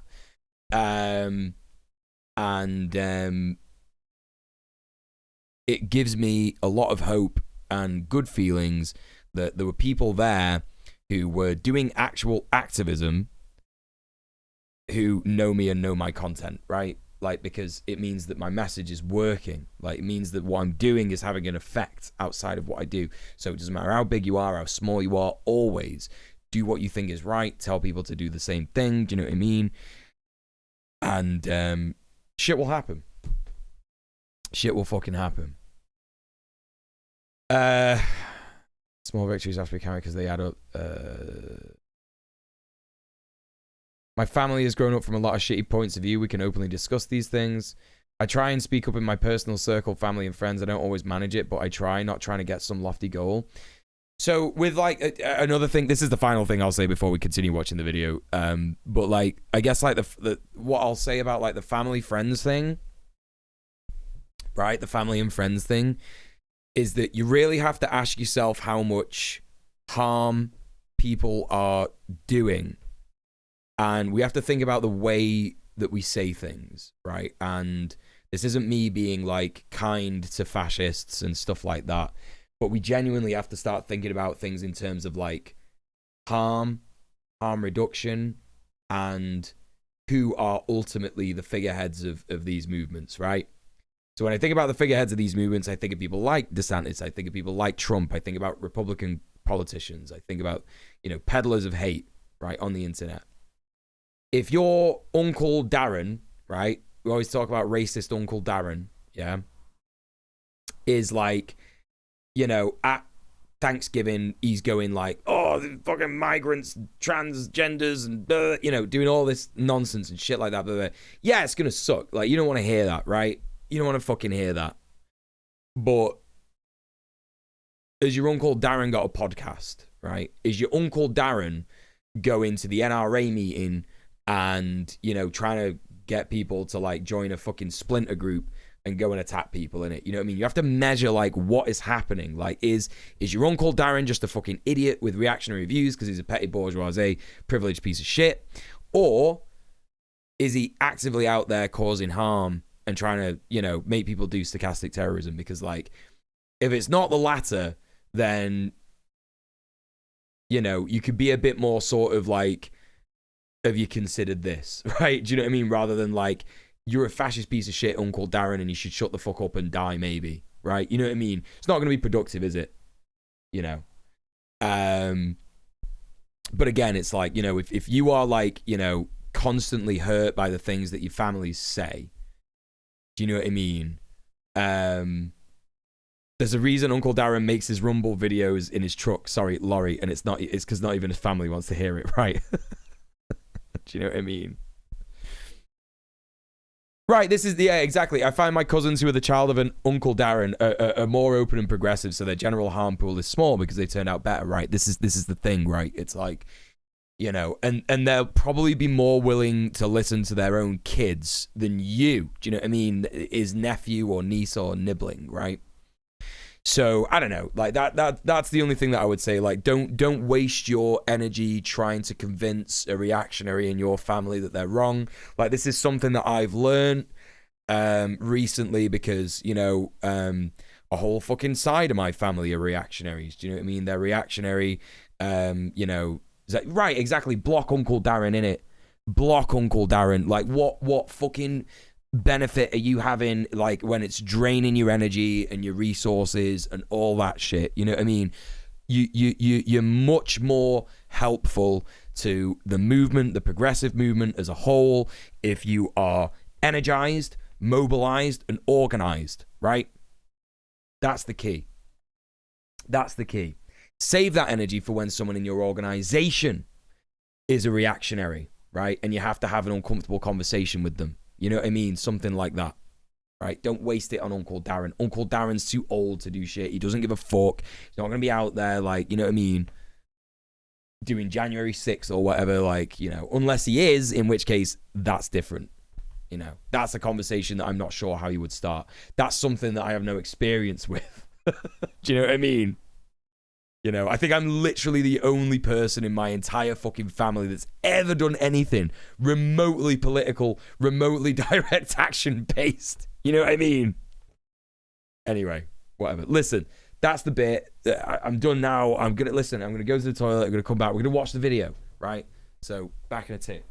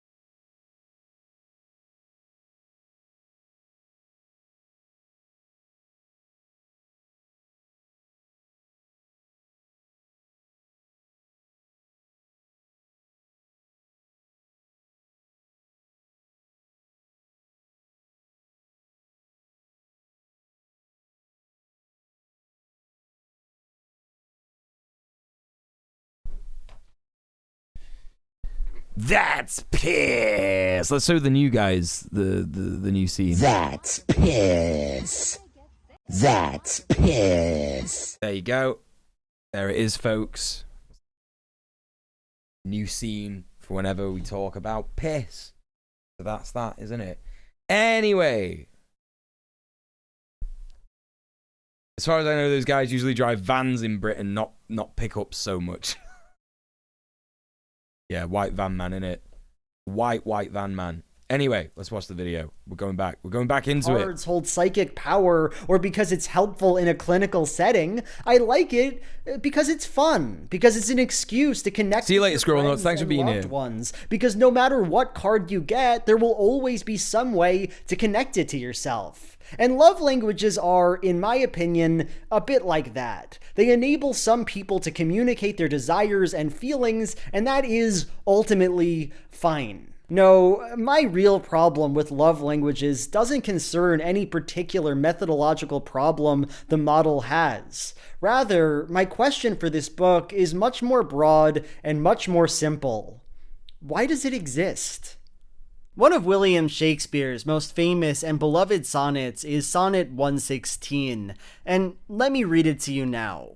Let me not, to the marriage of true minds, admit impediments. Love is not love, which alters when it alteration finds, or bends with the remover to remove. Oh no, it is an ever-fixed mark that looks on tempests and is never shaken. God, I fucking hate Shakespeare. So much. It is the star. Not because of the content of what he said, the meaning, but just like the way that you have to like, is like learning another language. This, like, reading Shakespeare is like learning another language. I hated Shakespeare at school. I was like, why can't you just talk normal? Why can't we just translate this? Every wandering bark whose worth's unknown, although his height be taken. Love's not time's fool, though rosy lips and cheeks within his bending sickle's compass come. Love alters not with his brief hours and weeks, but bears it out even to the edge of doom. If this be error and upon me proved, I never writ, no man ever loved. So this poem... No, this is the thing. It's not ye olde formal courtly English. This is what commoners used to speak like. Shakespeare was a commoner who wrote for commoners. You know what I mean? That's the fucked up part about it. What did the fucking nobles speak like? Do you know what I mean? Probably no fucking idea. It's about Shakespeare establishing the permanence of love. Love doesn't change or go away. It is an ever-fixed mark. Very simple. I think what's so appealing about this poem, though, is the really odd way that Shakespeare approaches that thesis. The way... I don't know if they did speak French, but they did, they spoke French up until a point, like the Normans and stuff. But I think during the time of Shakespeare, they were like at war with the French, or like before that, they'd had like the 100 Years' War, so they probably weren't speaking French. They were probably like, ugh, the French, spit on him, you know? He argues his point. Look at lines 2 through 4. Love is not love, which alters when it alteration finds or bends with the remover to remove. These are my favorite in the whole poem because they give the impression that Shakespeare is fundamentally uninterested in fucking around, that he's playing here a very important and precise kind of game. What is it that might alter love, that might remove it? Well, Shakespeare could have given examples here. Death or cheating or simmering resentment. He could have written a lot of things. He was a smart guy. But to do that would be to allow into the sonnet ambiguity, double meanings, slippage, difficult interpretations. These are the things we associate so strongly with poetry, with Shakespeare, and yet he gives them no voice. What tries to alter things? Well, here's definitely a correct answer to that question. Alteration does. What tries to remove stuff? I don't know. How about a remover? There is a powerful sense that in this poem, all Shakespeare wants is precision, to be understood, that his logic must be as rigid and unchanging as the love that he describes. You can get this sense, too, from the abstraction of this poem. You know, sonnets are most often associated with love poems. Shakespeare isn't breaking the mold there, but normally, a love sonnet is about your feelings for someone. Shall I compare thee to a summer's day? My mistress's eyes are nothing like the sun, etc. But this poem is addressed to nobody. It is not about any particular true minds or the marriage that they share. No, it is only... You know what? This is the thing, isn't it? I think you're right, enormous door slamming. Right? Because it's like, why did they speak like this? Well, it's because they didn't have television. They didn't even have books because most of them couldn't fucking read, right? So they had to speak like this to fill up the day, you know? Just to take the time up, you know, because what else are you going to do?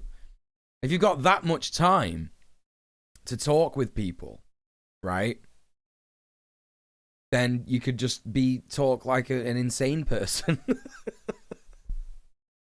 Extremely complicated. Huskadoo says, I performed the opening monologue to Richard III at uni and cut my professor's cheek at the made glorious by the son of York line, no contact. Bastard only gave me a B. What? Oh my God. I was actually in a Shakespeare play when I was like 9. I was a character called, was it Trinculo? In like an adaptation of The Tempest. But it was all still in like Shakespearean thingy. I can't remember for the fucking life of me what I said. There were like 2 clowns. Trinculo and Stefano? Yeah, I wasn't Stefano. I was Trinculo in it. Yeah. Trinculo and Stefano quotes. This will be funny.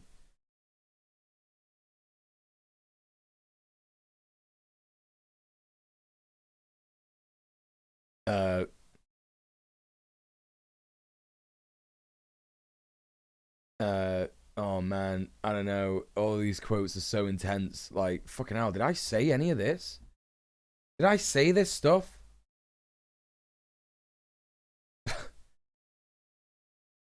Oh no, I did. I remember saying this. Yeah, because at the start of it, like it's like the start of it, and it's like I'm like lying under a sheet, and Stefano comes looking for Trinculo, and I'm under a sheet with Caliban, and I'm going, I should know that voice, it should be, but he is drowned, and these are devils, oh defend me! And then I find Stefano. Stefano, if thou beest Stefano, touch me and speak to me, for I am Trinculo, be not afeard, thy good friend Trinculo. Oh my God, it's taking me back. It's taking me back. Twinculo? It is very gay, you know? It is very gay. Anyway, there you go. Caliban's story, performed by me when I was very young. Anyway, let's crack on. Trinculo sounds like it's about piss, to be honest. Wait, you mean that's piss? That a? Do you bite your lip at me, sir? Yeah, I think that was the thing that I said. Probably not. I think Husker might have just made that up in the chat. It's possible. Who knows? You know? About the concept of love at its broadest level. There is nothing romantic or flowery about what Shakespeare's doing here. It is a work of philosophy, an essay. Trinkle is not a term for piss, but tinkle is. Without the R, yeah. I'm having a little tinkle. We have the last lines. The icing you bite your thumb at me. Odd sonnet. If this be error and upon me proved, I never writ, nor no man ever loved. We might expect the end of a poem to give us something, well, poetic, but instead, Shakespeare uses this time simply to reaffirm his own correctness, and do so with a dry if-then statement. If I'm wrong, then nobody's loved. Shakespeare is making an argument, presenting you with a case, and he needs you to understand in the most direct way possible that this argument has concrete stakes, that it means something, that he's right. But here's the problem, none of this logic actually holds up. In fact, The poem is tearing apart at its seams. Let me tell you about 2 passages in this love language book. The first is in the Giving Gifts chapter, where Chapman shares an anecdote about one of his clients. This guy, we'll call him Turnip, lost his Shakespeare mother, debate and his bro wife's arc. frankly evil boss told her that while she could take off a few hours for the funeral, she needed to be back at work for the afternoon shift. But his wife said, "No, even if you do fire me, my husband needs me today." And this is how Chapman describes it. That wife had spoken the love language of her husband, and he never forgot it. The idea being that she gave him the gift of her presence, which is, I guess, his love language. Isn't that just like super weird? Like, no, this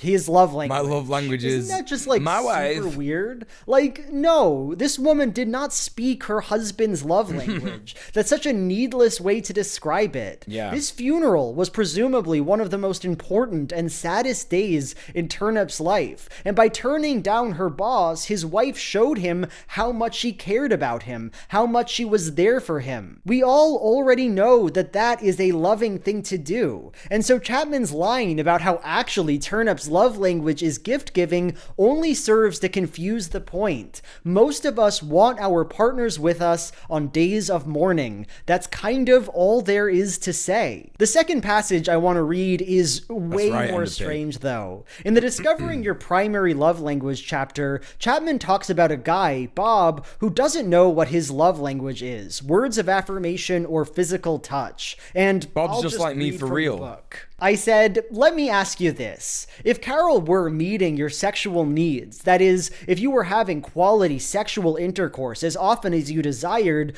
but she was giving you negative words, making critical remarks, sometimes putting you down in front of others, do you think you would feel loved by her? I don't think so, he replied. I think I would feel betrayed and deeply hurt. I think I would be depressed. Bob, I said, I think we have just discovered that your primary love language is words of affirmation. That's insane, dude. That's insane. Like, I don't understand. Like, if your primary love language is like, physical touch, then it's fine if she's talking shit about you in public. What are you on about? What does that mean, dude?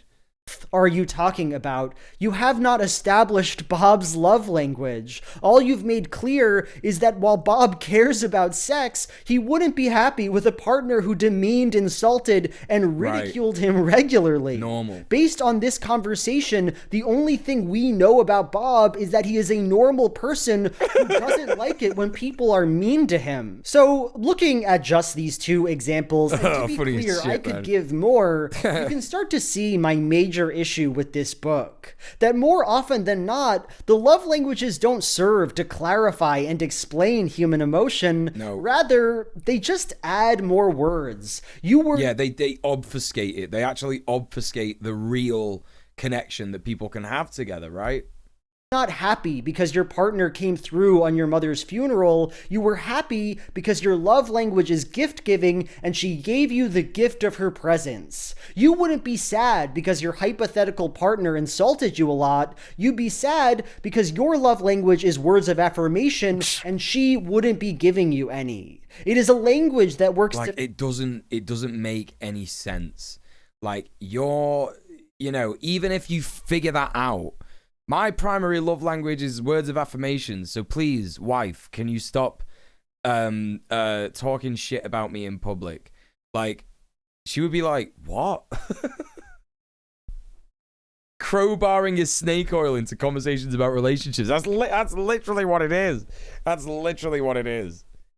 Mystify love. Hey, good Morty. To make it seem Love mythology, and human. And I guess I have to ask, why? What is the difference between? Couldn't gift giving be used to describe any positive action? Right. I love a question like that because in my eyes, yeah, right, there are things that are really valuable to me in my relationship, right? And so when I give my partner a gift and she likes it, yeah, that is like amazing, right? But it's not the fact that I've given her a gift. It's that I'm watching her enjoy a thing, right? I love to see her happy, right? And the happiness doesn't have to necessarily come from me. And I think the problem with gift giving being a love language, yeah,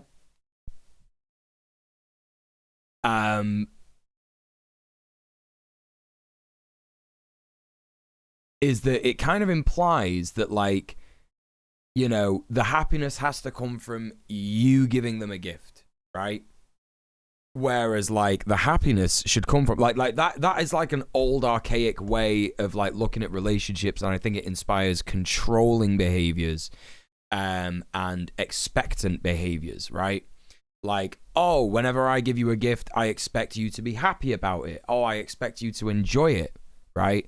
Whereas, like, I think that the natural reaction should be, if like you get your partner a gift and they don't like it, that should be like a funny scenario, right? Where you go, oh no, I didn't know you didn't like that. Oh, that's so silly. Oh my gosh, I can't believe I thought that. What an idiot. Oh. You know what I mean? Like, that's normal. That's the normal way to react to that, right? If you get someone a gift and they don't like it, like, oh shit, I can't believe it. You know, you don't act like Tim Robinson in I Think You Should Leave, where he's like, eat the gift receipt. You know what I mean? Like, that's, you know, controlling, absurd behavior. You know, it's sort of like, you know, like, this is why I love relationship anarchy. This is why I love being polyamorous, because it's like, and I think this is a key thing about polyamory, right? In that, like, I know that my partner loves sex, right? And I know that my partner loves having sex, you know, not just with me, right? And she would enjoy having sex with other people. And I would, like, you know, I think that she deserves to, like, you know, explore her sexuality and stuff and all this kind of what have you. And, like, I think that would be really positive for her. And I want her to have these positive experiences because that makes her happy. And I enjoy seeing that, right? You know what I mean? I think, like, that's, like, those are the boundaries that we need to, like, break down. You know, if polyamory is not for you, it's not for you, right? If relationship anarchy isn't for you, it's not for you. But, like, genuinely, like, you know, not treating your partner like an object that you own and, like, has to, like, serve you and shit like that and blah, blah, blah, blah, blah. And don't get me wrong, there are relationships that can work like that, you know, because some people have very specific needs and kinks and all that kind of stuff. That's all fine, yeah? But generally speaking, you know, even those relationships would not very seriously take very seriously the concept of, you know, those things being ownership. They would be scenes that would be being played out, you know, on a daily basis, right? That kind of thing. It is a hilarious sketch regardless. Yeah, I agree. Yeah. The amount of times at uni I would read through my papers and be like, nah, this is a bullshit conclusion, gotta try again. Then these people are just spouting the most absurd 1,000 times more silly bullshit and it sells. Right, I know. And I know that's frustrating, but this is like, you know, in terms of, like, you know, you're worried about doing the right thing, and you absolutely should do the right thing still, because that's just a product of capitalism, right? And it's not a good thing, innit? You know what I mean? It is actually genuinely not a good thing. You know, yeah, you know the score. Okay, that's cool. Hey, Telephone 92. I kind of feel happy and pressured when receiving gifts, not because I might not like it, but reacting in a proper way, making the giver happy with his action. Right, exactly. It's very, very awkward to receive a gift. You know? It is very awkward to receive a gift. All right, Base Jungie, thank you for being here and take care. Have a good day. Mad at your partner for not giving you a birthday gift and saying you're mad at them because your love language is gift giving and they didn't give you a birthday gift. What is Michael Chapman talking about? Right, just that in general, yeah, it actually sounds like a I Think You Should Leave sketch, right? It does, doesn't it? Is there like a Tim Robinson text-to-speech? Text-to-speech, computer voices, 3,076 available. Most popular. No, shut up.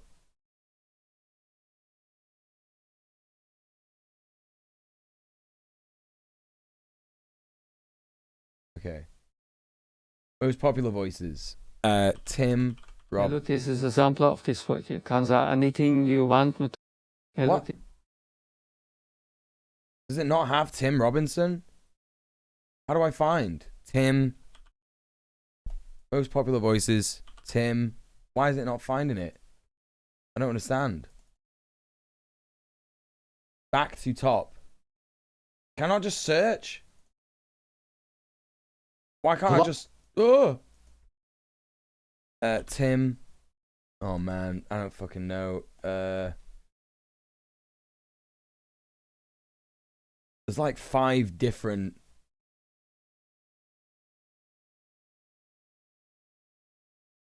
There's like 5 different Donald Trump options here. Search. There's a search function. Right, brilliant. Thank you. Search. Off, man. Shut up. Right. Tim Robinson. Nah, they don't have him. Oh, that's really upsetting. Never mind. Who's someone else funny, like more famous, that I can like do? Doing a funny voice.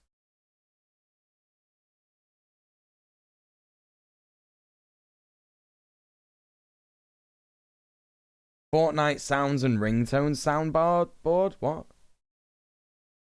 I don't know what any of the. Oh, this is so weird. These things. David Lynch.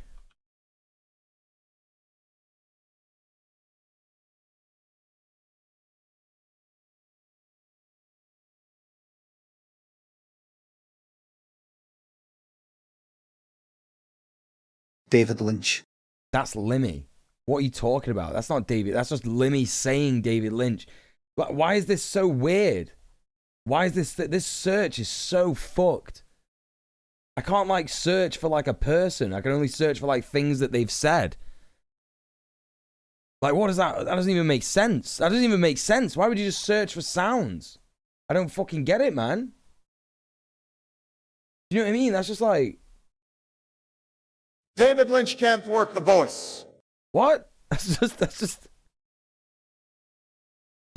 just Barack Obama. What? What the hell?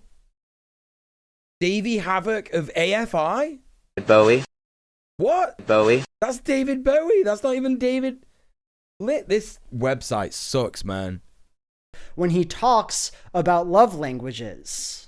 I want you to imagine that you're getting married. The priest recites the oaths, does whatever priests do, and then says his famous line, "If anyone objects to this marriage, speak now or forever hold your peace." The room is silent for a second, but then Shakespeare, you invited Shakespeare to your... Anyway, it doesn't matter. The thing that Big Joel said sounded like an I think you should leave sketch. Like, listen. Right. So, like, listen to this, yeah? Is the difference between saying you're mad at your partner for not giving you a birthday gift and saying you're mad at them because your love language is gift giving and they didn't give you a birthday gift. Right. Like, I just want you to imagine, like, close your eyes, chat, close your eyes, and imagine, like, you know, there's like a scene with Tim Robinson and he's got his partner and his partner's like, you know, it's his birthday and his partner's like made him a like, you know, breakfast or something on his birthday. Like, oh, there you go, honey. He's like, thanks. Like, what's wrong? I don't understand. You didn't get me a birthday gift. And she's like, well, I don't understand. It's not that big of a deal. Like, we don't get each other gifts.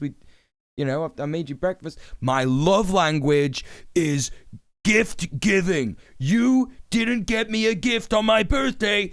Why didn't you get me a gift? You know my love language is gift giving. Like that's like it's literally like, you know, fill in the rest yourself. Like it's literally an I think you should leave sketch, isn't it? It's insane. It's actually insane. What is right? Michael Chapman talking about when he talks about love languages? I want you to imagine that you're getting married. The priest recites the oaths, does whatever priests do, and then says his famous line, "If anyone objects to this marriage, speak now it's or gilding the forever lily." hold your Wait, peace." what's that? The room is silent for a second, but then Shakespeare, you invited Shakespeare to your wedding, stands up and says, Let me not to the marriage unnecessary of ornamentation. true Yeah, I minds agree. Yeah. admit impediments. We are already off to a super weird start here, right? For one, who asked? Like, Big Joel, why are you down there, have dude? anything to say about your marriage, then why did he stand up? The lack of impediments is usually not a reason to say something. What's more, that word there, admit, is extremely suspect. What do you mean, William? Do you have something on your mind that you're not telling us about? Are there impediments that you could admit? But okay, Shakespeare says he's not going to say anything, he's emphatically not objecting to your marriage, so let's get on with it. But then, he just kind of keeps going. Just to be clear, William says, bad things can happen. For example, there's alterations that could alter you, there are removers that could remove, but love, he says, doesn't work that way. Okay, now you're getting worried. Shakespeare is correct, after all, about alterations and removers, and it's not entirely clear to you why he thinks they couldn't affect your love. And you begin to wonder if you can even trust this guy. I mean, he told you that he wasn't going to admit impediments, but it looks like he's doing just that. It's really odd, but okay. He says your love will last, so great. Mazel tov. But he keeps going. Here's the thing, he says. You're both gonna die. Like, don't get me wrong, you will bend with time's bending sickle. You will be removed, but thankfully, love will not. Now you're starting to wonder, what is this man even talking about? You're getting married right now. This is your love he's supposed to be talking about, but suddenly you feel so distant from what he's saying. You won't last, but your love will? Doesn't seem like that great of a deal. Just one more thing, he says. Shakespeare is very much like Columbo. If I'm proven wrong about any of this, nobody's ever loved anybody. That is my parting thought as William Shakespeare. Okay, you think. Now this guy is just starting to speak gibberish. Like, he says, if I'm proven wrong, but what does that mean? How could you possibly prove him wrong about this? To be clear, he's provided zero evidence for any of his beliefs. He seems to just take it as given that love does not admit impediments, but now he's like, if you can show me with rigorous logic that the thing I just made up is wrong, well, that would be pretty interesting. And even if you could magically generate this proof for Shakespeare, that is kind of Columbo, it wouldn't change his beliefs at all.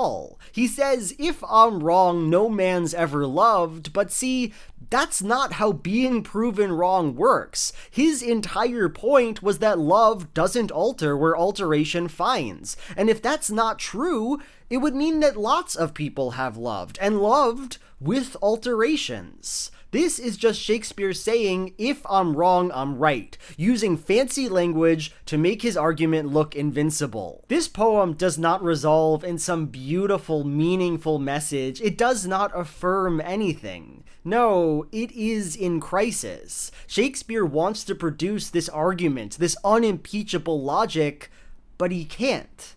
Of course he can't. In the introduction of his 5 Love Languages book, Chapman tries to make an argument that fancy language, I know. Love is not love.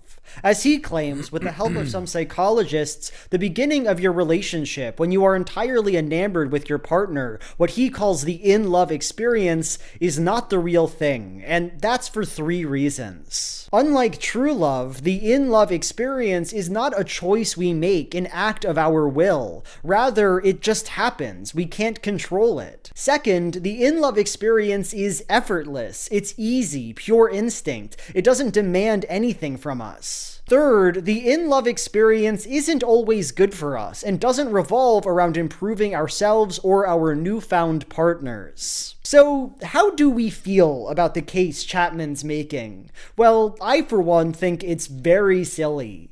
For one, I don't think he or the psychologists he cites have some kind of particular license for policing words we all happily use every day. The very idea that some researcher or minister can define people out of love is the height of arrogance, and I don't trust anyone who thinks they can make such a claim. What's more, I just don't agree with Chapman here. Why would I accept that love had to be some conscious, effortful act? loved? When did I choose to love my mother, my friends, my dog? Are these all illegitimate, or is there some special carve-out he's making for romantic relationships for no apparent reason? No, I don't think I have some ultimate control over the people I love, and that does include romantic love.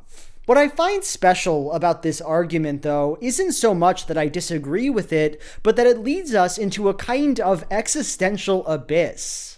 Like, if this so-called falling in love experience isn't that deep or valuable, if it should not even be termed love, then what makes his version of love so special? Why is this intentional, work-intensive relationship that Chapman likes important? He goes on in this section to write the following. Does that mean that having been tricked into marriage by the illusion of being in love, we are now faced with two options? One, we are destined to a life of misery with our spouse, or two, we must jump ship and try again? And it's like, at this point, who honestly cares what happens with the marriage? Right. If we are all just duped into our relationships by arbitrary forces that mean nothing about us or the people we are with, then it's hard to see why preserving those fraudulent relationships matters. In other words, if the feelings we have for each other, the intensity of our connections, and the joy and intimacy they bring us are not enough to be called beautiful, enough to be called love, then why call anything love? What difference does any of this make? Through his strange logic, Chapman has dug himself into a void of meaninglessness. And here we can come back to the love languages, because we can almost read them as a desperate bid to claw that meaning back. What if love was more than love? What if there were official ways it was spoken? Okay, chat, listen. I'm gonna level with you. I'm fucking dissociating hard. I can't even pay attention to what the fuck he's on about. I'm like so tired. I'm so fucking tired from yesterday, not having enough sleep the night before. We're gonna come back to this. We're gonna finish this tomorrow. I'm probably gonna start from like the same, like the middle of the video, so that I can like actually like listen to what he's saying and take it in and like not just make silly jokes about it, right? There will be a bit of that, but like, you know, generally speaking, I should really be paying more attention to this. Listen, chat, we spoke about good Christians today, and I believe that my friend Rach is one of those. She is a fantastic woman, an ally, and you will have a fantastic time over at her stream. So join me as we raid Don't Rage Quit. You don't have to leave, but obviously you can't stay here. If for some reason the Twitch thing doesn't fucking work, here's a shout out for Rach, and you can see her there. You can click on that, and yeah, she's playing Kena Bridge of Spirits. It's a cool game. I think I've seen a couple of people play this. But thank you so much, everybody, today for all the love. Thank you for the raid, Kara. Thank you for all the donos. Thank you so much for the subs. Thank you so much for all the follows. I really appreciate that. Thank you for chatting, and thank you for hanging out. And if you've been lurking, thank you for lurking. You're the backbone of Twitch. Don't forget that. If you've been watching this stream on the YouTube VOD channel, please make sure to like, comment, and subscribe. Share the VOD with your friends. That really helps me out. And if you didn't know that there was a VOD channel, you can find that along with all my other socials that are there in the chat right now. But please make sure you copy and paste the raid message, raid number 2 if you've not got a sub, raid number 1 if you have, and I'll be back tomorrow. Thank you so much for hanging out, everybody. Really appreciate you. Stay excellent to each other. Mwah. Peace.